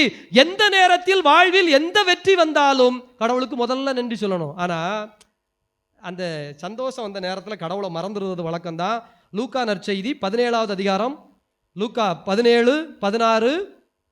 லூக்கா நற்செய்தியில இயேசுநாதர் சொல்லுகிறார், 10 தொழுநோயாளிகள் 10 பேருக்கும் குணம் கொடுத்து அனுப்பிட்டாரு. ஆனா ஒருத்தன் தான் திரும்ப வந்தான். வாசிங்க லூக்கா 17:16. கடவுளுக்கு நன்றி செலுத்தினான் ஒருவன். உடனே இயேசு என்ன சொல்லுகிறார்? அவர் சமாரியர். இயேசு அவரை பார்த்து, 10 பேருடைய நோய் நீங்களையாடா, மத்த 9 பேர் எங்கே? எனவே நல்லா கவனிச்சுக்கோங்க, வெற்றியின் நேரத்தில் கடவுளுக்கு நன்றி செலுத்த வருதல் கட்டாயம். அது ஒரு சுய கட்டுப்பாடு, சுய ஒழுங்கு. இந்த குகேஸ்ன்னு சொல்லி ஒரு ஆளு, செஸ் உள்ள போய் பாருங்க, யூடியூப்ல கிடக்கு. உண்மையிலே பயங்கரம்ங்க.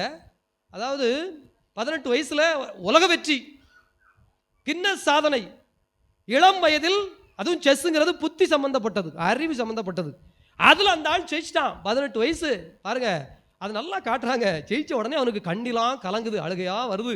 நம்ம ஜெயிச்சிட்டோமான்னு. அவன் ஜெயிச்சு முடிச்ச உடனே என்ன பண்றான்னா, அந்த செஸ் போர்டு இருக்குல்ல, எல்லாத்தையும் எடுத்து வச்சுக்கிட்டு கண்ணை தொடச்சிக்கிட்டே எடுத்து வைக்கான். எடுத்து வச்சுட்டு செஸ்ஸை கும்பிட்டு கடவுளே உமக்கு நன்றின்னு சொல்லிட்டு அடுத்துதான் எந்திரிச்சு வரான்.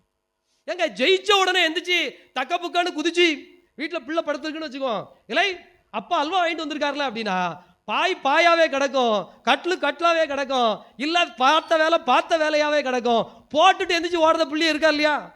ஒரு துண்டுக்கு ஏதோ ஒரு இனிப்போ ஏதோ ஒரு பண்டமோ வாங்கிட்டு வந்தாங்கன்னு வச்சுக்கோ. இதுக்கே இவனை ஒழுங்கு, சுய ஒழுங்குல இல்லையே.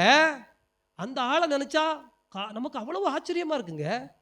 அப்போ ஒரு விளையாட்டு, செஸ் விளையாட்டு அறிவு சார்ந்ததுல அவன் வெற்றி பெற்றதற்கு அவனுடைய கோச் அவனுக்கு என்ன கொடுத்திருக்கிறான்னா, சுய ஒழுங்கோடு, செல்ஃப் டிசிப்ளின் அப்படிங்கிறான், சுய கட்டுப்பாடு. இந்த சுய கட்டுப்பாடு யாருக்கு வரும்னா, எனக்கு வெற்றியை கடவுள் தந்தார், கடவுளுக்கு நன்றி என்கின்ற நன்றி உணர்வு உடையவர்களுக்கு தான் வரும். இவங்களுக்கு தோல்வி வந்தா என்ன செய்ய மாட்டான், நாளைக்கு தோத்துட்டா கூட எல்லாத்தையும் எடுத்து வைப்பான். எடுத்து வச்சுட்டு இதே மாதிரி ஒரு அழுகை இருக்கும். இது ஆனந்த கண்ணீராக இருக்காது, ஒருவேளை கவலையின் கண்ணீராக இருக்கலாம். சரி கடவுளே அடுத்த தடவை என்னை காப்பாற்றுப்பான்ட்டு எந்திரிச்சு வருவான். என்னங்க போன தடவை ஜெயிச்சிங்களே, ஆமாம். இந்த தடவை தோத்துட்டீங்களே, ஆமாம். அடுத்து விளையாடுவீங்களா, ஆமாம். அவ்வளோதான், முடிஞ்சிச்சு. பிரியமானவர்களே, எனவே நன்றி உணர்வு என்பது நம்மை நலமோடு எந்நாளும் வாழச் செய்வது. எனவே நன்றி உணர்வு இல்லைன்னா தலைக்கணம் ஏறிவிடும், அகம்பாவம் கூடிவிடும், அழிவு நெருங்கிவிடும்.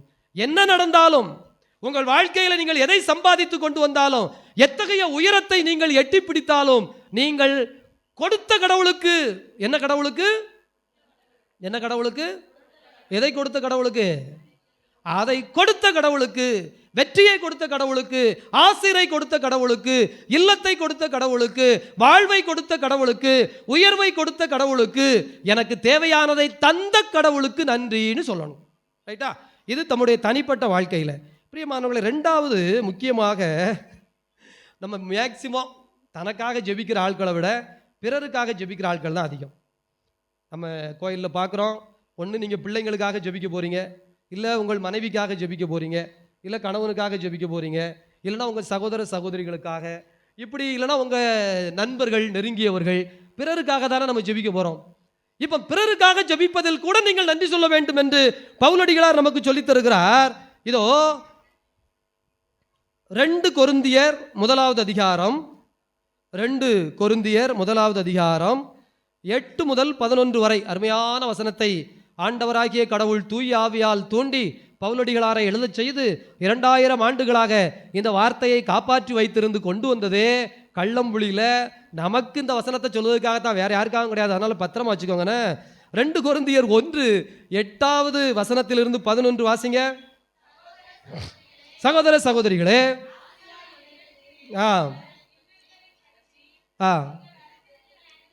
அதாவது பவுலடிகளாருக்கு பயங்கரமான கஷ்டங்க. அவர் வாழ்வா சாவா அப்படின்னு ஒரு போராட்டத்தை சந்திக்க வேண்டிய நிலை ஏற்பட்டது. அப்படி சந்தித்த பொழுது அதிலே அவருடைய துன்பம் நீங்குவதற்காக எனக்காக மன்றாடுங்கள்னு கேட்கிறாரு. யார்கிட்ட? அந்த மக்கள்கிட்ட.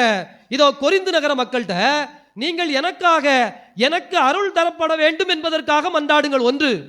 ரெண்டாவது, நான் அருளை பெற்ற பிறகு அந்த அருளுக்காக கடவுளுக்கு நன்றி சொல்லி மன்றாடுங்கள்.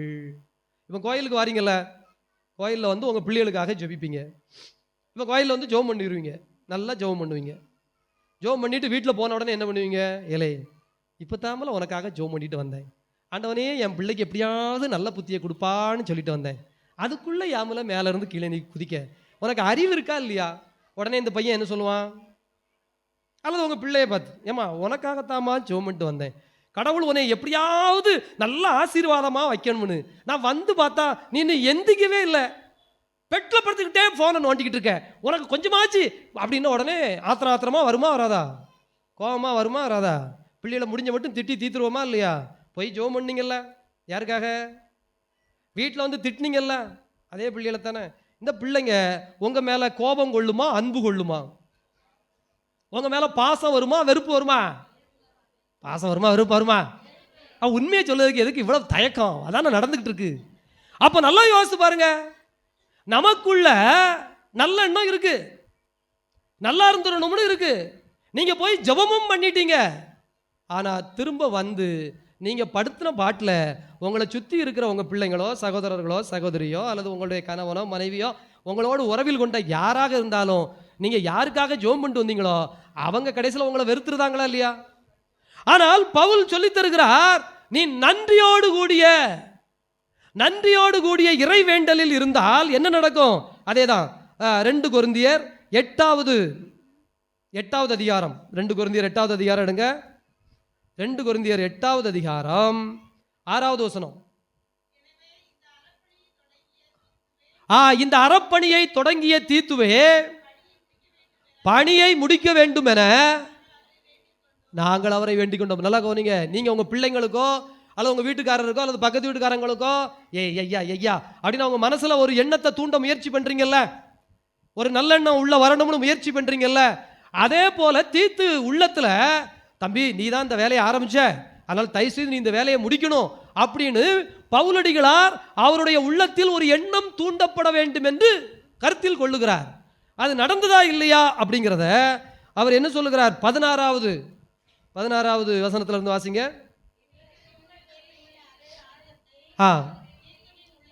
தீத்துவின் உள்ளத்திலும் என்ன கடவுளுக்கு நன்றி? 5 தடவை சொல்லுங்க. சத்தமா சொல்லுங்க.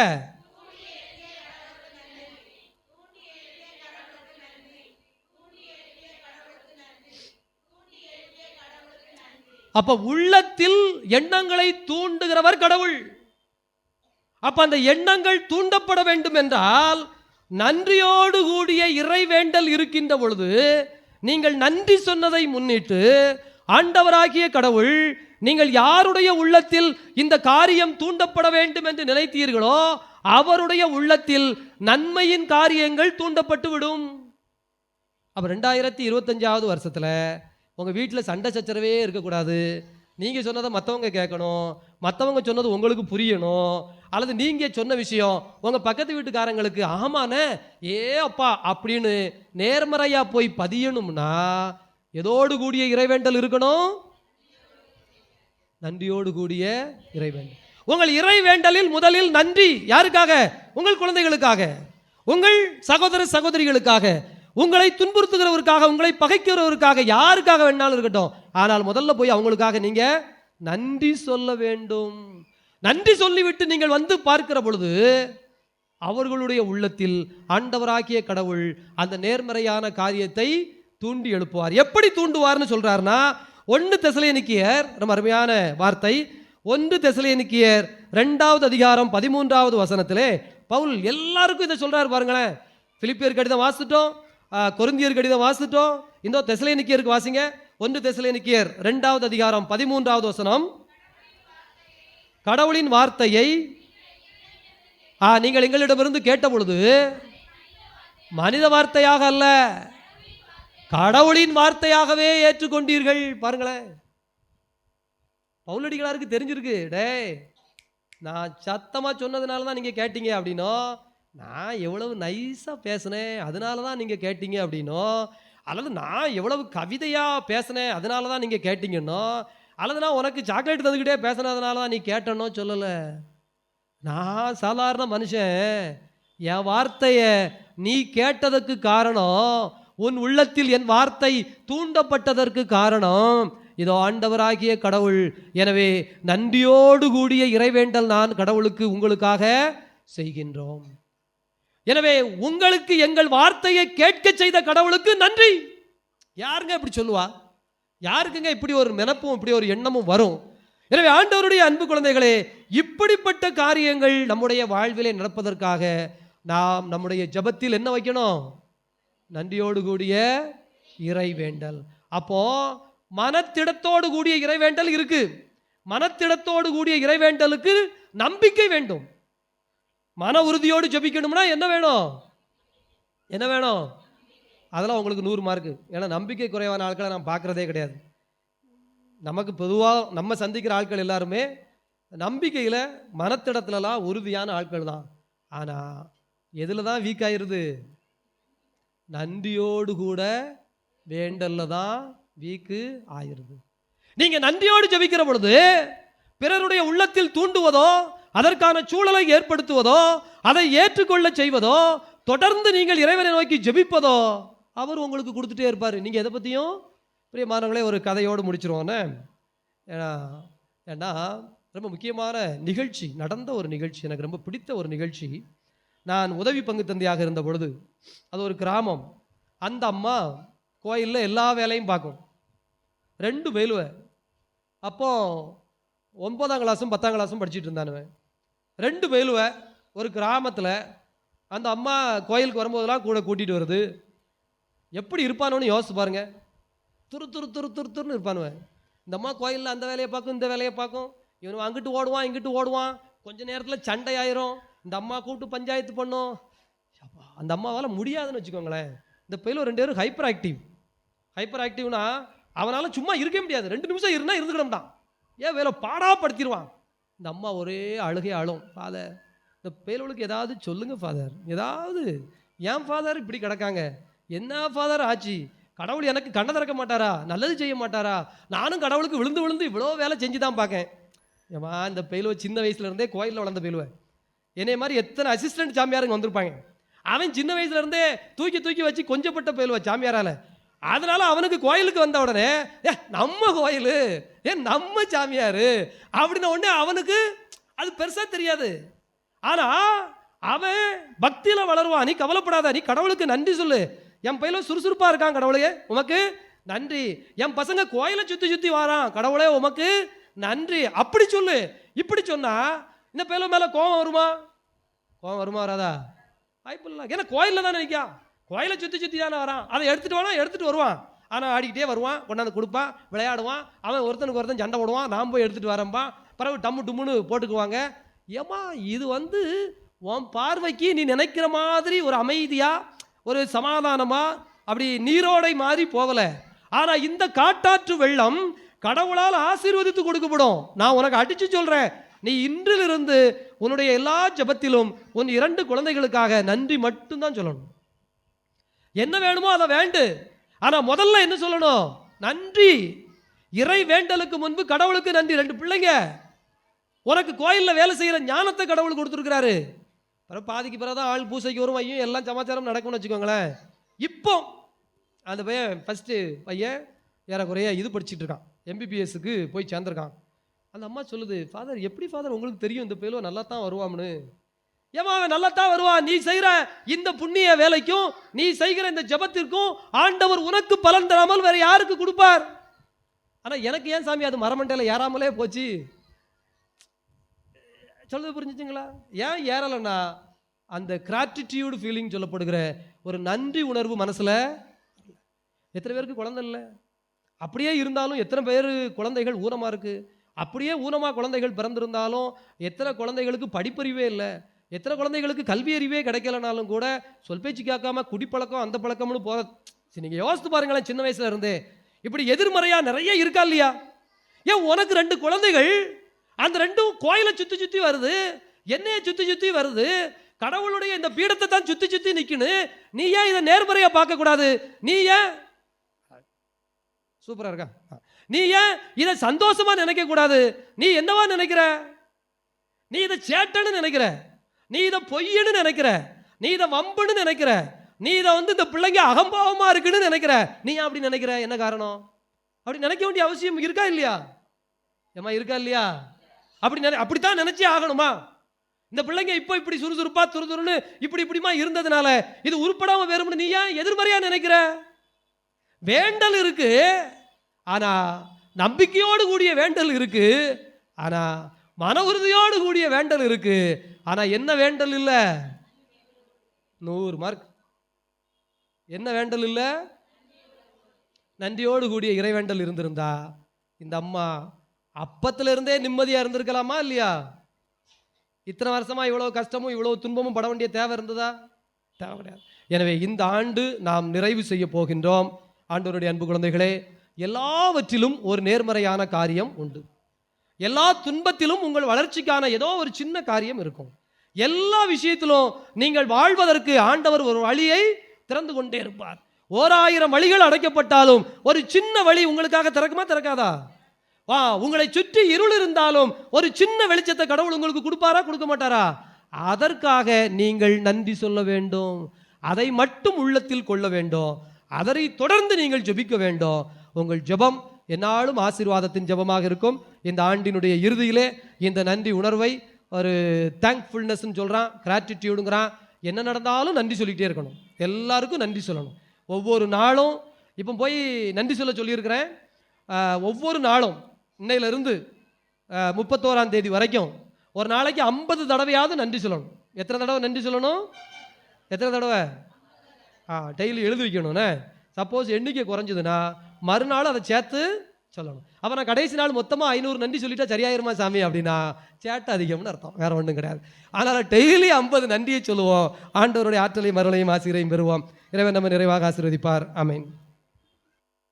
எழுந்து நின்று நம்முடைய மன்றாட்டை ஆண்டவருடைய பாதத்திலே நம்பிக்கையோடு அறிக்கையிடுவோம்.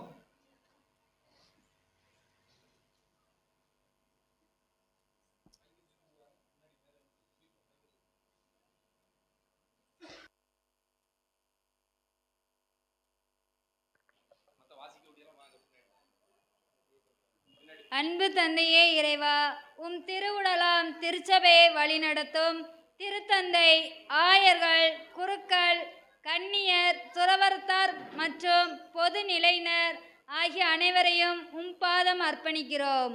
உம் பணியை தங்கள் வாழ்வாக்கி இறை மக்களை அன்பின் சமூகமாக கட்டி எழுப்பவும், உம் அன்பு கட்டளைகளை தங்கள் வாழ்நாள் எல்லாம் கடைபிடிக்கவும் தேவையான அருளை பொழிய வேண்டும் என்று இறைவா உம்மை மன்றாடுகிறோம். எல்லாம் வல்ல இறைவா, எங்கள் மன்றாட்டை கேட்டருளும். நல்லதோர் குடும்பத்தில் பிறந்து தெய்வ பக்தியில் மூழ்கி பெற்றோரின் அன்புக்கு கீழ்ப்படிந்து துறவு வாழ்வில் நிறைந்த ஆர்வத்தை பெற்று தனது மறையுரைகளால் ஏராளமான மக்களை மனதிருத்தியவர் புனித அந்தோணியார்.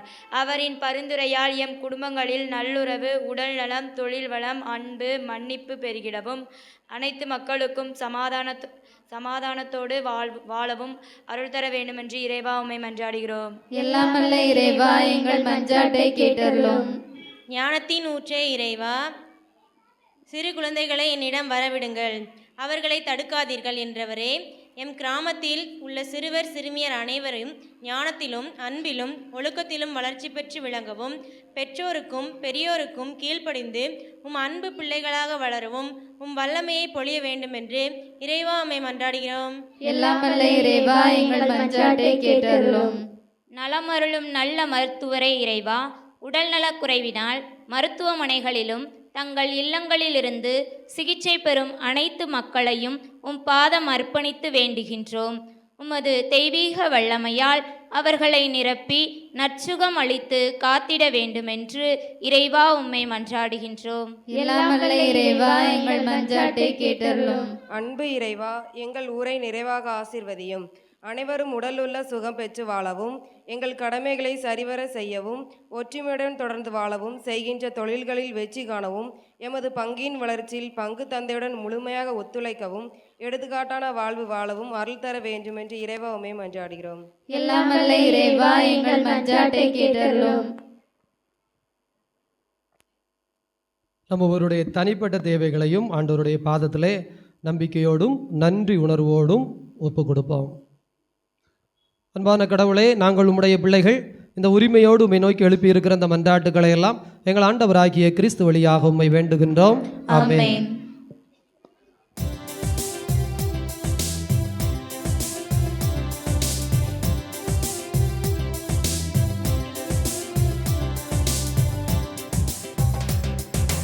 என்னை தருவேன் உமக்காக, உம்மில் இணைவேன் பலியாக.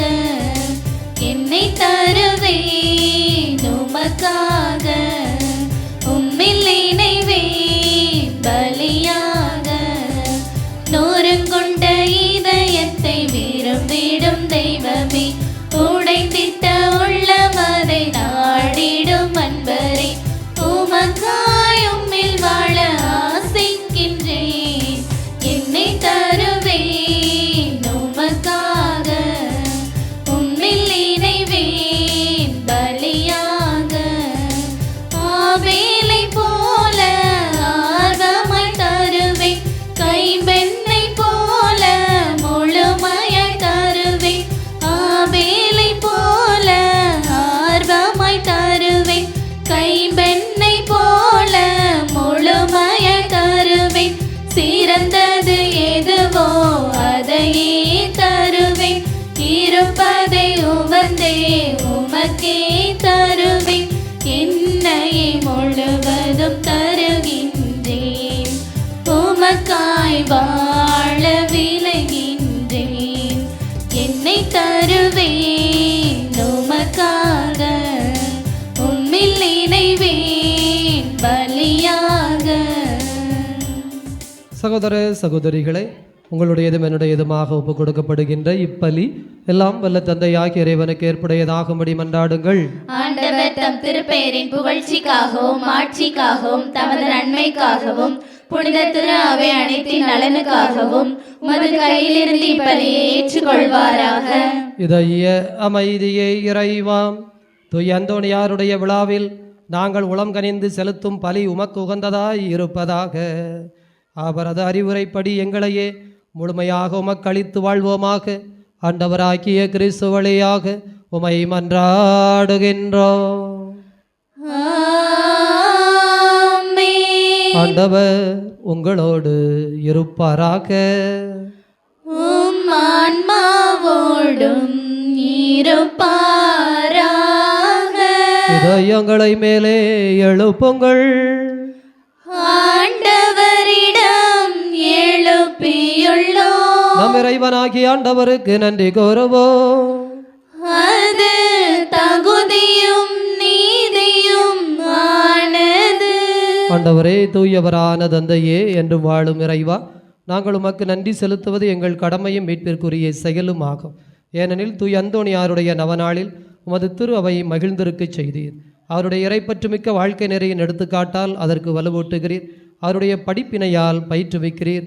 அவருடைய மன்றாட்டால் பாதுகாத்து வருகிறீர். ஆகவே விண்ணக தூதரோடு இணைந்து போற்றி புகழ்ந்து அக்களித்து நாங்கள் பாடுவதாவது: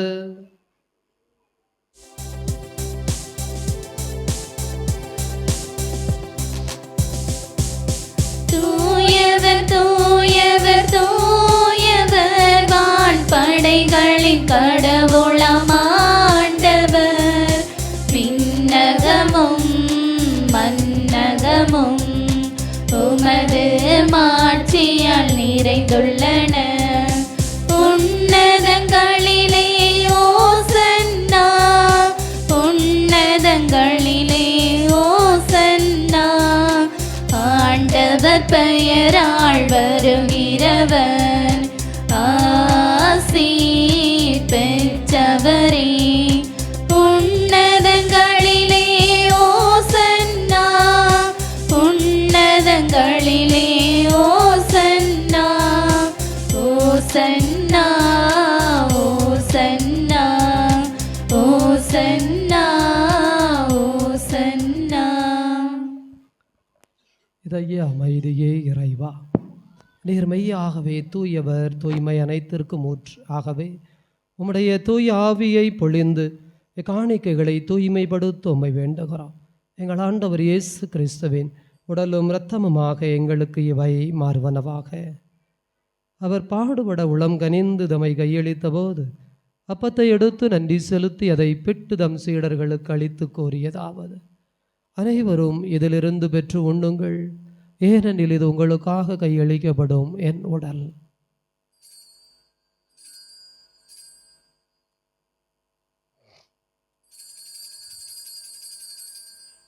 அவனமே இரவு விருந்தை அருந்தியபின் கிண்ணத்தை எடுத்து மீண்டும் உமக்கு நன்றி கூறி தம் சீடர்களுக்கு அளித்தவர் கூறியதாவது: அனைவரும் இதிலிருந்து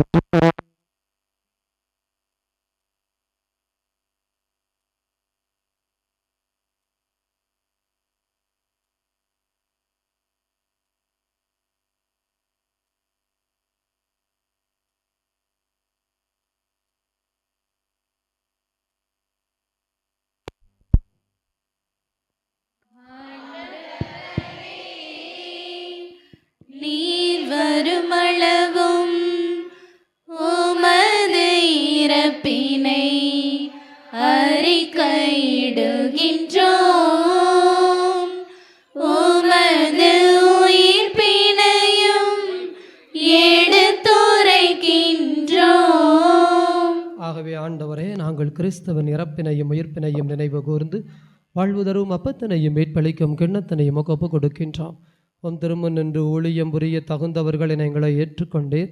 எனவே உமக்கு நன்றி செலுத்துகிறோம். மேலும் கிறிஸ்துவின் உடலிலும் இரத்தத்திலும் பங்கு கொள்ளும் எங்களை தூய ஆவியானவர் ஒன்று சேர்க்க வேண்டுமென உம்மை தாழ்மையுடன் மன்றாடுகிறோம். ஆண்டவரே, உலகம் முழுவதும் பரவி இருக்கும் அது அவையை நினைவு கூர்ந்தருளும். சிறப்பாக எங்கள் திருத்தந்தை பிரான்சிஸ், எங்கள் ஆயர் தொணிச்சாமி, மது அன்பின் குழந்தைகள், குறிப்பாக இதோ இந்த திருவிழா திருப்பலியை எமது பாதத்திலே நன்றி நிறைந்த இதயத்தோடு ஒப்பு கொடுத்து கொண்டிருக்கிற இந்த இறைமக்கள் சமூகம், குறிப்பாக உமது அன்பு குழந்தைகள், ஆலய பொறுப்பாளர்கள், பங்கு தந்தை, அருள் சகோதரிகள், இந்த ஆலயத்திற்காக உழைத்திருக்கிறவர்கள், இதோ கூடி வந்திருக்கிற திருப்பயணிகள், இந்த அருகிலே வாழ்ந்து கொண்டிருக்கிற எங்களுடைய ஏனைய சகோதர சகோதரிகள் என்று எல்லோரையும் உமது திரு அவையின் அன்பில் நிறைவு பெறச் செய்தருளும்.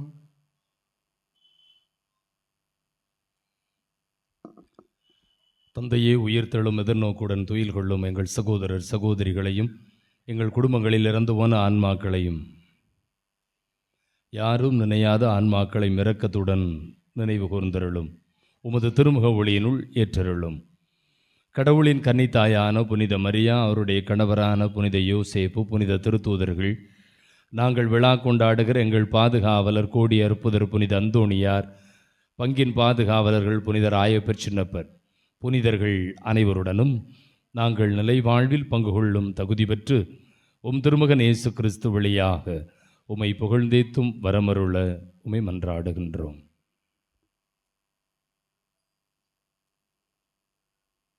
இவர் வழியாக இவரோடு இவரில் எல்லாம் வல்ல இறைவனாகிய தந்தையே, தூயாவியானவரின் ஒன்றிப்பில் எல்லா புகழும் ஆட்சியும் என்றென்றும் உமக்கு உரியதே. ஆமென், ஆமென், ஆமென். மீட்பரின் கட்டளையால் கற்பிக்கப்பட்டு இறை வடிப்பினையால் பயிற்சி பெற்ற நாம் இணைந்து மகிழ்ந்து விரும்பி ஜெபிப்போம். விண்ணுலகில் இருக்கிற எங்கள் தந்தையே, உமது பெயர் தூயதென போற்ற பெருக, உமது ஆட்சி வருக, உமது திருவுளம் விண்ணுலகில் நிறைவேறுவது போல மண்ணுலகிலும் நிறைவேறுக. எங்கள் அன்றாட உணவை இன்று எங்களுக்கு தாரும். எங்களுக்கு எதிராக குற்றம் செய்வோரை நாங்கள் மன்னிப்பது போல எங்கள் குற்றங்களை மன்னியும். எங்களை சோதனைக்கு உட்படுத்தாதேயும், தீமையிலிருந்து எங்களை விடுவித்தருளும். ஆண்டவரே, தீமை அனைத்திலும் இருந்தும் எங்களை விடுவித்து எங்கள் வாழ்நாளில் அமைதியை கனிவுடன் அருளவும் மன்றாடுகின்றோம். உமது இரக்கத்தின் உதவியால் நாங்கள் பாவத்திலிருந்து எப்போதும் விடுதலை பெற்று யாதொரு கலக்கமும் இன்றி நலமாயிருப்போமாக. நாங்கள் எதிர்நோக்கி இருக்கிற பேரின்பத்திற்காகவும் மீட்பராகிய இயேசு கிறிஸ்துவின் வருகைக்காகவும் காத்திருக்கின்றோம்.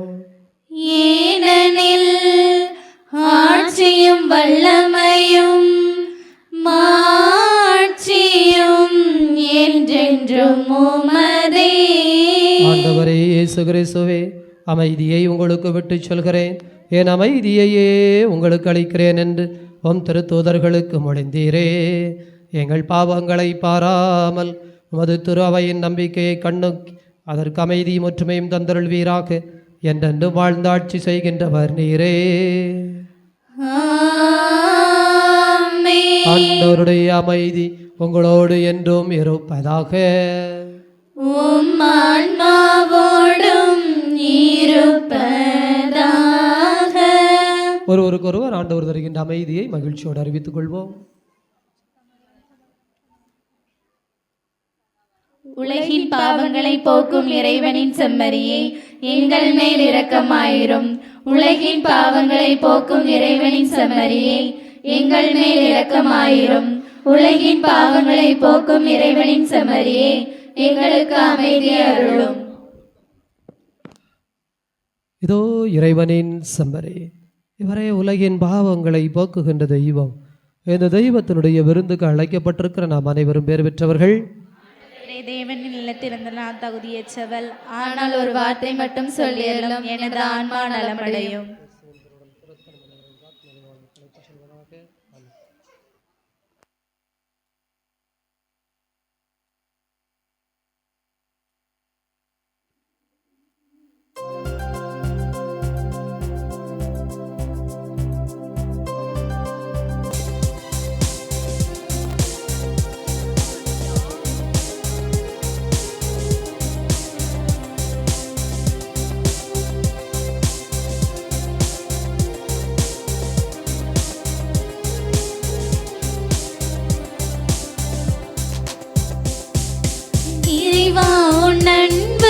நிறைவான அன்பு, உறவாக உணவாக வழங்கிய அன்பு.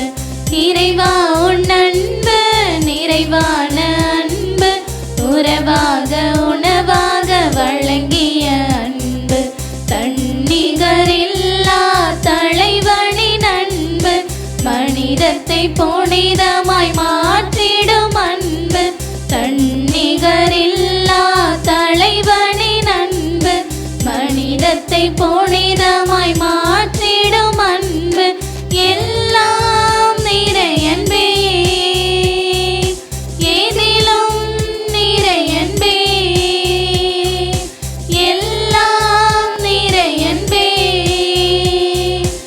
ஏதிலும் நிறை அன்பே.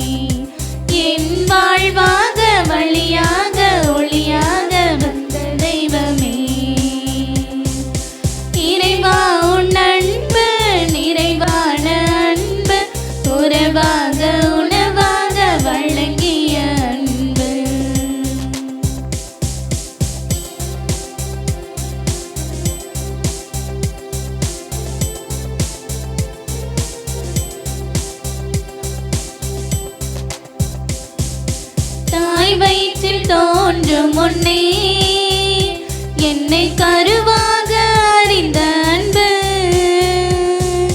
தாய் வயிற்றில் தோன்றும் முன்னே என்னை கருவாக அறிந்த அன்பு, சிறு பிள்ளை என்னையுமே இறைவா குறைக்க பணித்த அன்பு, சிறு பிள்ளை என்னையுமே இறைவா குறைக்க பணித்த அன்பு, இறைவா குறைக்க பணித்த அன்பு, எல்லாம் நிறை அன்பே, எதிலும் நிறை அன்பே, எல்லாம் நிறை அன்பே, எதிலும் நிறை அன்பே. அனைவரும் கண்களை மூடுவோம். நன்றியோடு கூடிய இறை வேண்டலே நம் வாழ்வை நலமாய் வளமாய் அருளாய் ஆற்றலாய் மாற்றும். நம்மை தேடி வந்த ஆண்டவர் நற்கருணையாய் நம் உள்ளத்தில் இருக்கிறார். இந்த ஆண்டவருக்கு நன்றி சொல்ல வேண்டும் என்றுதான் இந்த நாளில் நாம் தியானித்திருக்கிறோம். எனவே நம் உள்ளத்தில் எழுந்து வந்த ஆண்டவருக்கு நன்றி கூறுவோம். கிடைத்த நன்மைகளுக்காக நன்றி கூறுவோம். வேண்டியதெல்லாம் நடக்கும் என்ற நம்பிக்கையில் நன்றி கூறுவோம். வாக்கு மனிதராகி நம்மிடையே குடிகொண்டு நற்கருணையாய் நம் உள்ளத்தில் எழுந்து வந்ததற்காக நன்றி கூறுவோம். கரங்களில் குழந்தை இயேசுவை தாங்கிய கோடி அற்புதர் அந்தோணியாரை பாதுகாவலராக கொண்டாடி நாம் விழா கொண்டாடுவதற்காக நன்றி கூறுவோம். இந்த கள்ளம்புள்ளியில் இருக்கக்கூடிய அனைத்து மக்களுக்காக, அனைத்து குடும்பங்களுக்காக நன்றி கூறுவோம்.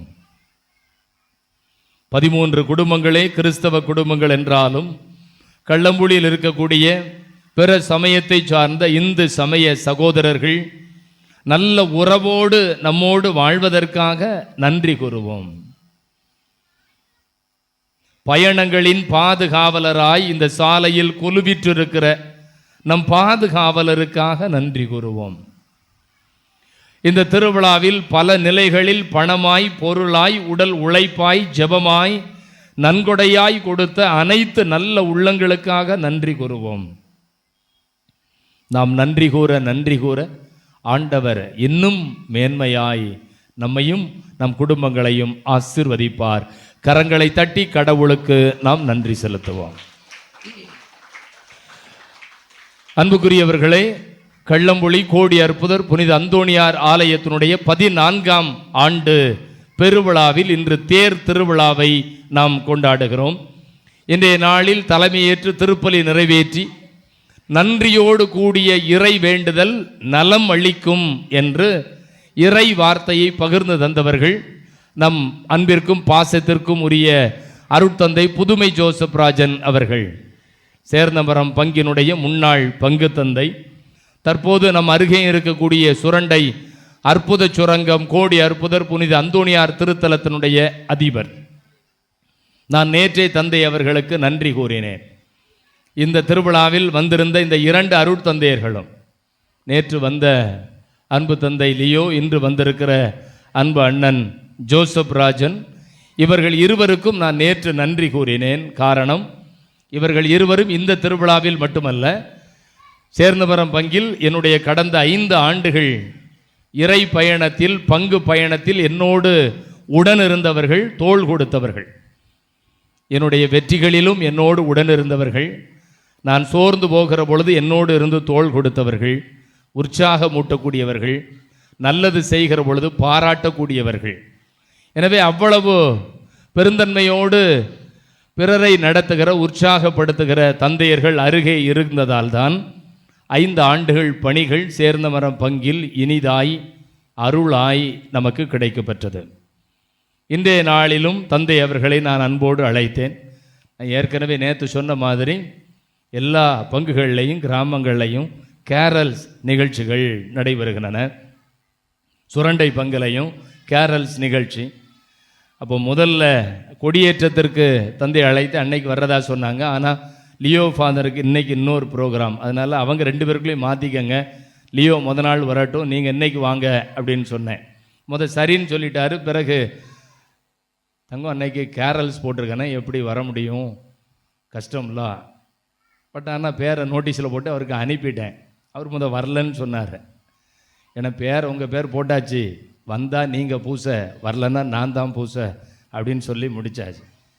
ஆனால் 2 நாட்களுக்கு முன்பாக மழை பெய்த போது தம்பி நல்ல வேளை மழை வந்துச்சு, கேரல்ஸ் ஒரு நாளைக்கு முன்னக்கூட்டி என்ன செஞ்சிட்டோம், முடிச்சிட்டோம், கண்டிப்பாக இந்த ஆண்டு வருகிறேன் என்று சொன்னார்கள். இன்றைய நாளிலும் வந்திருக்கிறார்கள். எப்படி அவர் நன்றியோடு நாம் வாழவென்றும் அழைக்கிறாரோ அதே போல் அவரும் அவருடைய தனிப்பட்ட வாழ்க்கையிலும் சரி பங்கு வாழ்க்கையிலும் சரி நன்றியோடு இருக்கக்கூடியவர், பிறரை நலமோடு வாழ்த்தி பாராட்டக்கூடியவர்கள். நான் எப்பொழுதெல்லாம் அவர்களுக்கு தொலைபேசியில் அழைக்கிறேனோ அண்ணாச்சி அப்படின்னு சொன்னால் தங்கம் சொல்லுங்க அப்படின்னு தான் சொல்லுவார். 2 நிமிஷம் பேசுகிறதுக்கு முன்னாடி 50 தடவை தங்கம் தங்கம் தங்கம்னு சொல்லி என்ன செஞ்சுருவார், முடிச்சிருவார். என்ன மட்டும் இல்லை, எல்லாரையுமே அப்படி இனிதாய் வாழ்த்துகிற பாராட்டுகிற ஒரு நல்ல சகோதரர். நட்புறவோடும் உறவோடும் பங்கு மக்களோடு மட்டுமல்ல, முன்னாள் பங்கு மக்களோடு மட்டுமல்ல, சக குருக்களோடும் இனிதாய் பழகக்கூடியவர்கள். எனவே தான் நான் உரிமையோடு அவர்களை அழைத்தேன். மற்ற எல்லா சாமியாரையும் அதை மாதிரி வரலன்னு சொன்னாலும் பேர் என்ன செய்ய முடியாது, நோட்டீஸில் போட முடியாது. நான் தான் வரலன்னு சொன்னேன், ஏன் நோட்டீஸில் பேர் போட்டிங்கன்னு அப்படின்னு கேட்பாங்க. ஆனால் இவங்கள்ட்ட லியோவும் சரி அண்ணன் ஜோசப் ராஜன் சரி அவங்கள்ட்ட கேட்காம கூட பேரை போட்டுருவேன். போட்டுட்டு நோட்டீஸ் அனுப்பியாச்சுன்னா இப்போ நீ தான் வரணும் அப்படின்னா வந்துடுவாங்க. ஆனால் அவங்க தான் என்கிட்ட கேட்டுட்டு போடுவாங்க, போட்டாலும் என்னால் போக முடியாது. இப்போ சுரண்ட பங்குக்கு 2 நாள் கொடுத்து 2 நாள்லையும் நான் போய்க்கிடுவானா அப்படின்னு தெரியலை. அப்போ சொன்னேன், அண்ணன் சுரண்ட திருநாள் நோட்டீஸில் என் பேரை போடாதங்க, என்னைக்கு ஃப்ரீயாக இருக்கோ நானே வந்து சேர்ந்துக்கிட்டேன். இல்லை தம்பி, எப்படியாவது நீங்கள் வந்து பிரசங்கம் வைக்கணும், ஒரு நாள் கண்டிப்பாக வாரேன். எனவே நான் செல்லவில்லை என்றாலும் கூட நமது பங்கில் இருக்கிற எல்லா கிளை கிராமங்களுடைய திருவிழாக்களிலும் முழுமையாக பங்கேற்கக்கூடியவர்கள். இந்த நாட்களில் எப்படி சேர்ந்த மரம் சின்ன ரோமாபுரி என்கிற பெயரில் வளர்கிறதோ அதை போல சுரண்டை அற்புத சுரங்கம் என்கிற பெயரில் வளர்கிறது. சின்ன ரோமாபுரி அப்படிங்கிறது நான் வச்ச பேர் இல்லை, அற்புத சுரங்கம் ஜோசப் ராஜ் வச்ச பேர் இல்லை, 2மே அந்தந்த ஊரில் இருந்த பெயர்கள். அதை நாங்கள் தூசி தட்டியிருக்கோம், சொல்ல மறந்ததை மீண்டும் சொல்ல வைத்திருக்கிறோம். நம்முடைய பங்கினுடைய முதல் பங்கு தந்தை இன்னாசியார் தான் சேந்த மரத்தை சின்ன ரோமாபுரி என்று சொன்னவர். எனவே சுரண்டை அந்தோணியார் திருத்தலத்தை அப்பொழுதிருந்தே அற்புத சுரங்கம் என்று சொன்னார்கள். அது ஒரு கொஞ்ச நாள் தண்ணி இல்லாமல் இருந்துச்சு. ஆனால் இப்போ அண்ணன் ஜோசப் ராஜ் வந்த பிறகு அந்த இடத்தில் மட்டுமல்ல, வருகிற எல்லா மக்களும் அந்த அற்புத சுரங்கத்தில் அள்ளி குளித்து தெளித்து அருள் மழை பெற்று செல்லுகிற இடமாய் அது மாறி இருக்கிறது. எனவே எவ்வளவு பாராட்டினாலும் அது தகும். இன்றைய நாளில் பங்கு பணிகளையும் தாண்டி நம்மீது கொண்டிருக்கிற உறவிலும் என் மீது கொண்டிருக்கிற பாசத்திலும் வருகை தந்து மிகச்சிறப்பான திருப்பலியும் நன்றியோடு கூடிய இறை வேண்டுதல் என்கிற மையப்பொருளில் மிக அருமையான மறையுறையும் இந்த 2024வது ஆண்டை நன்றியோடு நிறைவு செய்ய, 2025ஆம் ஆண்டை நன்றியோடு தொடங்க ஒரு நல்ல தியான தயாரிப்பை கொடுத்திருக்கிறார்கள். எனவே அன்பு அண்ணன் அருட்தந்தை ஜோசப் ராஜன் அவர்களுக்கு கரங்களை தட்டி நம்முடைய நன்றிகளை உரித்தாக்குவோம். நம்முடைய ஊரின் சார்பாக இந்த பொன்னாடையை போர்த்தி நம்முடைய நன்றியையும் அன்பையும் மகிழ்வையும் பகிர்ந்து கொள்வோம். அன்புக்குரியவர்களே, நேற்றைய தினம் எல்லோரும் வந்திருந்தீர்கள். இன்றைய நாளிலும் ஆலய வளாகம் நிரம்பி இருக்கிற அருளை நீங்கள் கொடுத்திருக்கிறீர்கள்.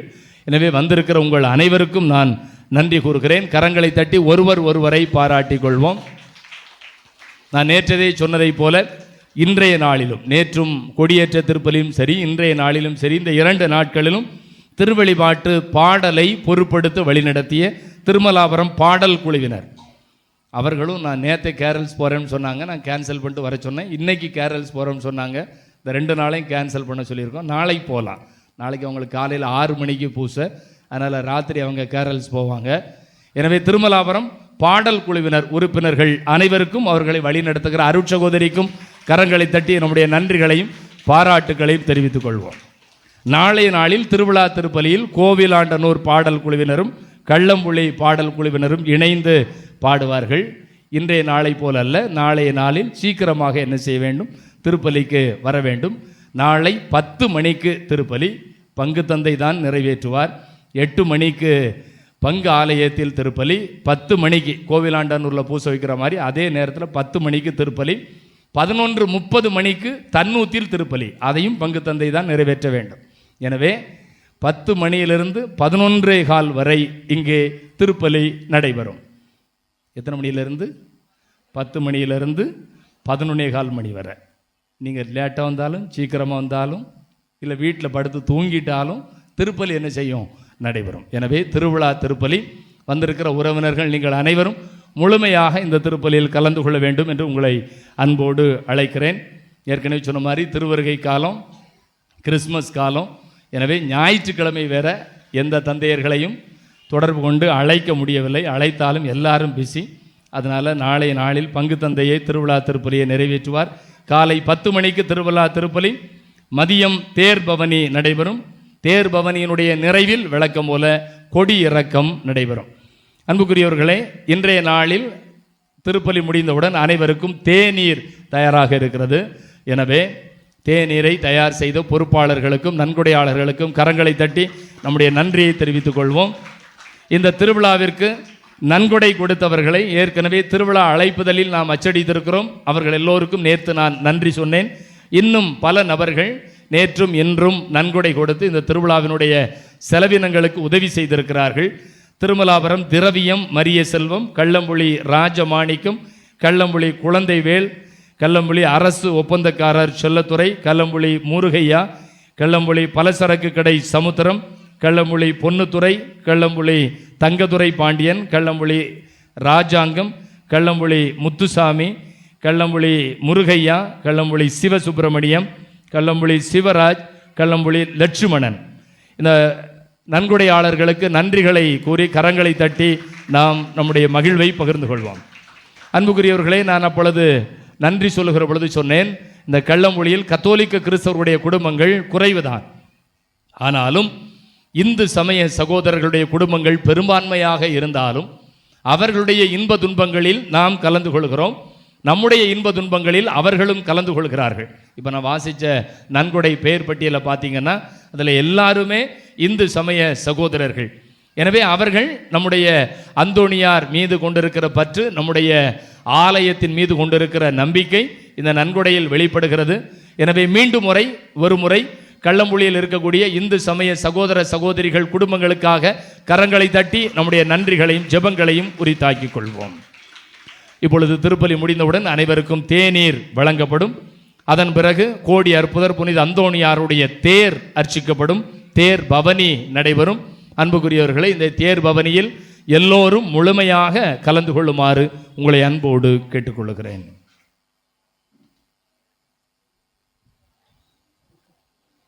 இயேசுவில் நல்லவர்களே, ஆண்டவருடைய அன்பு நிறைந்த குழந்தைகளே, ரொம்ப அருமையான ஒரு நாளை ஆண்டவர் நமக்கு ஆசீர்வதித்து தந்திருக்கிறார். நாளை ஞாயிற்றுக்கிழமை முதல் வாசகம் ரொம்ப அழகாக சொல்லும் மீகா புத்தகம். இஸ்ரேலே, இதோ நீ யூதாவின் இனங்களில், இஸ்ரேலின் இனங்களில் நீ சிறியதாக இருந்தாலும் நான் உன்னை வளர்த்திருக்கிறேன். அது ரொம்ப முக்கியம். அதே போல் பெத்லகேமே, யூதாவின் ஆட்சி மையங்களில் நீ சிறியதாக இருந்தாலும் உன்னை ஆளப்போகிறவர் உன்னிலிருந்து தோன்றுகிறார். அதுபோல் இந்த கள்ளம்புலி கிராமம் நமக்கு எளிய சபையாக இருந்தாலும் இந்த கிறிஸ்து பிறப்பின் நாளிலே இந்த மகிழ்வை நாம் கொண்டாடுகிறோம். ஆலய வளாகம் முழுவதும் நிறைந்திருப்பது மகிழ்ச்சி. சில சமயத்தில் சில தலைப்பு எடுக்கிற பொழுது ஆண்டவரே அதை ரைட்டு சொல்வார். இன்றைக்கு இந்த தலைப்பு பெருசாக யோசிக்கப்படவில்லை, ஆனால் ஆண்டு கடைசி, ஆகவே ஒரு நன்றி உணர்வை பற்றி பேசுவோம் என்று. உண்மையிலே பாருங்களேன், நோட்டீஸ்லையும் ஃபாதர் அவர்கள் முன்னாடியே நம்ம பேரை போட்டாச்சு. அவர் அழகாக சொன்னார், வருவோமா வரமாட்டோமான்னு தெரியாது. ஒருவேளை இது எப்படின்னா, அதாவது மன உறுதியோடு கூடிய இறைவேண்டல் அல்லது நம்பிக்கையோடு கூடிய இறைவேண்டல்னா, அண்ணாச்சி நீங்கள் வருவீங்கன்னு நினச்சி போட்டிருக்கேன், எப்படியாவது வந்துருங்க, எதையாவது மாற்றி விட்டுட்டாவது வந்து சேருங்க, நீங்கள் வரலைன்னா நல்லா இருக்காது, ஏன்னா திருவிழா 3 நாள் தான், அதனால் நீங்கள் தான் வரணும் அப்படின்னு சொன்னால் அது வந்து நம்பிக்கையோடு கூடிய இறைவேண்டல். ஆனால் நன்றியோடு கூடிய இறைவேண்டல் தந்தை சொன்னாங்கல்ல, இதான் சூழல் போட்டிருக்கு, ஆண்டவர் உங்களுக்கு விதிச்சாருன்னா நீங்கள் வர போறீங்க, இல்லைன்னா நான் வைக்க போகிறேன். அறிவெல்லாம் கடந்த இறை அமைதி ஒரு மனிதனுக்குள் அப்போதுதான் வந்து தங்கும். அது ரொம்ப முக்கியம். அதே மாதிரி கிறிஸ்மஸ் கேரல்ஸ் இருந்தது, வருவதற்கான வாய்ப்பில்லை என்பது போல சூழல் தான். ஆனால் ஆண்டவர் பாருங்க, சில கால சூழ்நிலைகள், அதனால் கேரல்ஸ் சீக்கிரம் முடிஞ்சது, இன்றைக்கி வந்தாச்சே. அவன் சாமி போட்டதை கடவுள் உண்மையாக்கிட்டார் பார்த்தீங்களா? இதுதான் நன்றியோடு கூடிய இறைவேண்டல் தந்தைக்காக நாம். எனவே இது லைவ் எக்ஸாம்பிள் ஆகிடுச்சுல பிரசங்கத்தில் கூட ஒரு பாயிண்ட். ஆகவே ஆண்டவருடைய அன்பு குழந்தைகளே, ரொம்ப அற்புதமான ஒரு காரியம் இந்த நாட்களை நாம் கொண்டாடி இருக்கிறோம். தந்தை பாசத்தோடு கூட நமது அருகிலே இந்த சுரண்டைக்கு அற்புத சுரங்கத்திற்கு அருகிலே சின்ன ரோமாபுரி என்கின்ற அந்த பெயரை மீண்டும் எடுத்து இஞ்ஞாசியார் சுவாமிகளுடைய அந்த தாகத்தை 39 ஆண்டுகள் இந்த பகுதியிலே வாழ்ந்த தந்தை எல்லா ஊர்களுக்கும் ஏதாவது ஒரு காரியத்தை அவர்கள் செய்திருக்கிறார்கள். அதே ஸ்பிரிட்னு சொல்வார்கள், அந்த ஆவியால் நிரப்பப்பட்டவராக வழிநடத்தப்பட்டவராக தந்தை ஜெகன்ராஜா அவர்கள் கடந்த 5 ஆண்டுகள் ரொம்ப அற்புதமான முறையிலே வழிநடத்தி இருக்கிறார்கள். சேந்தமரம் பங்கில் எல்லா ஊர்லேயும் சொல்லிட்டாங்க, ஃபாதர் அவருடைய தடம் பதிக்கப்படாத இடமே இல்லை. எல்லா ஊரிலையும் இப்பவும் கூட தொடர்ந்து 3 இடங்களில் ஒரே நேரத்தில் பல லட்சக்கணக்கான ரூபாய்களுக்கான வேலைகள். தந்தையினுடைய திட்டமிடுதல் அப்படி இருக்கும், அது ரொம்ப முக்கியம். அதாவது நல்லா பிளான் பண்ணியாச்சுன்னா பாதி வெற்றி என்பார்கள். ஆகவே அவருடைய திட்டமிடுதல், ஒருங்கிணைப்பு ரொம்ப முக்கியம். என்ன தெரியுமா, ஆள் பார்த்து பேசுகிறத ஆட்கள் ஜெயிச்சுக்கிட மாட்டாங்க. ஏன்னா அது வந்து ரொம்ப நாளைக்கு நிற்காது. உண்மைனா உண்மை, பொய்னா பொய், தப்புனா தப்பு, சரினா சரி. இது இப்படித்தான். முதல்ல அது சில சமயங்களில் ஏன் அப்படின்னு கூட எதுக்க ஆட்களுக்கு தோன்றும். ஆனால் போக போக அது நன்மை பயக்கிறது என்பதை உணர்கிற பொழுது வாழ்நாள் முழுக்க நிற்கும். தந்தை அவர்கள் அத்தகைய ஒரு உண்மையான சிந்தனை கொண்டவர்கள், உண்மையான உறவு கொண்டவர்கள், உண்மையான பணி கொண்டவர்கள். சேந்தமரம் பங்கில் மட்டும் இல்லை, சுரண்ட பங்கிலையுமே ஏற்கனவே எல்லாம் வருத்தப்பட ஆரம்பிச்சிட்டாங்க. பொசுக்குன்னு கூப்பிட்டா பிரசங்கத்துக்கு வந்துடுவார், நல்ல பிரசங்கம் ஒன்று பக்கத்தில் வாங்கிக்கிடலாம். 5 ஆண்டுகள் தந்தை இங்கிருந்து மாறுகிறார் என்று சொன்னால் சேந்தமரம் பங்கிற்கு மட்டுமல்ல, சுரண்டை பங்கிற்கும் அது ஒரு இழப்பு. அதனால் நம்ம ஆட்கள் சொல்லிகிட்டே இருப்பாங்க, இங்கிற பக்கத்தில் ஏதாவது ஒரு பெரிய பங்காக யோசிங்களேன், பாருங்களேன், ஏதாவது நம்ம ஜெபத்தில் வைப்போம் என்று நாங்கள் ஏற்கனவே அவருக்காக ஜெபித்து கொண்டிருக்கிறோம். எனவே ஆண்டவருடைய அன்பு குழந்தைகளே, அவருடைய இந்த உண்மைத்தன்மையான ஆசீர்வாதத்தை ஆண்டவர் தொடர்ந்து வழிநடத்துகிறார். உறவோடு கூடிய அந்த உள்ளத்தை ஆண்டவர் சிறப்பான முறையிலே வழிநடத்துகிறார். பாசத்திற்குரிய தந்தையாக, பாசத்திற்குரிய தம்பியாக, ரொம்ப ஒரு உரிமையோடு கூடிய ஒரு உறவை இந்த இடத்துல நாங்கள் உண்மையிலேயே அனுபவித்திருக்கிறோம். அது கடவுள் கொடுத்திருக்கிற ஆசீர்வாதம். ஆகவே தொடர்ந்து அவருக்காக ஜெபிக்கிறோம், நன்றி கூறுகிறோம். இந்த நாளிலும் கூட தொடர்ந்து நாம் அவருக்கு நமது மனமார்ந்த நன்றிகளை நாம் சிறப்பாக தெரிவித்துக் கொள்வோம். எழுந்து நின்று நாம் இறைவனுக்கு நன்றி கூறுவோம். மன்றாடுவோமாக. இதய அமைதியே இறைவாம், இந்த தூய மறை நிகழ்வுகளை முன்னிட்டு நாங்கள் உம்மை புகழ்கிறோம். தூய அந்தோணியாரின் நவநாளில் உமது உண்மையை அறிந்த நாங்கள் அதை அன்பிலும் நன்றி உணர்விலும் வெளிப்படுத்துவோமாக. ஆண்டவராகிய கிறிஸ்து வழியாக உம்மை மன்றாடுகின்றோம். ஆண்டவர் உங்களோடு இருப்பாராக. ஆன்மாவோடும் இருப்பாராக. வல்ல கடவுள் தந்தை, மகன், தூயாவியார் உங்கள் அனைவரையும் நிறைவாக ஆசீர்வதிப்பாராக. உயிர்த்த கடவுளின் உண்மை பிள்ளைகளாக சென்று வாழுங்கள். பேரின்பம் தொடரட்டும். இறைவனுக்கு நன்றி.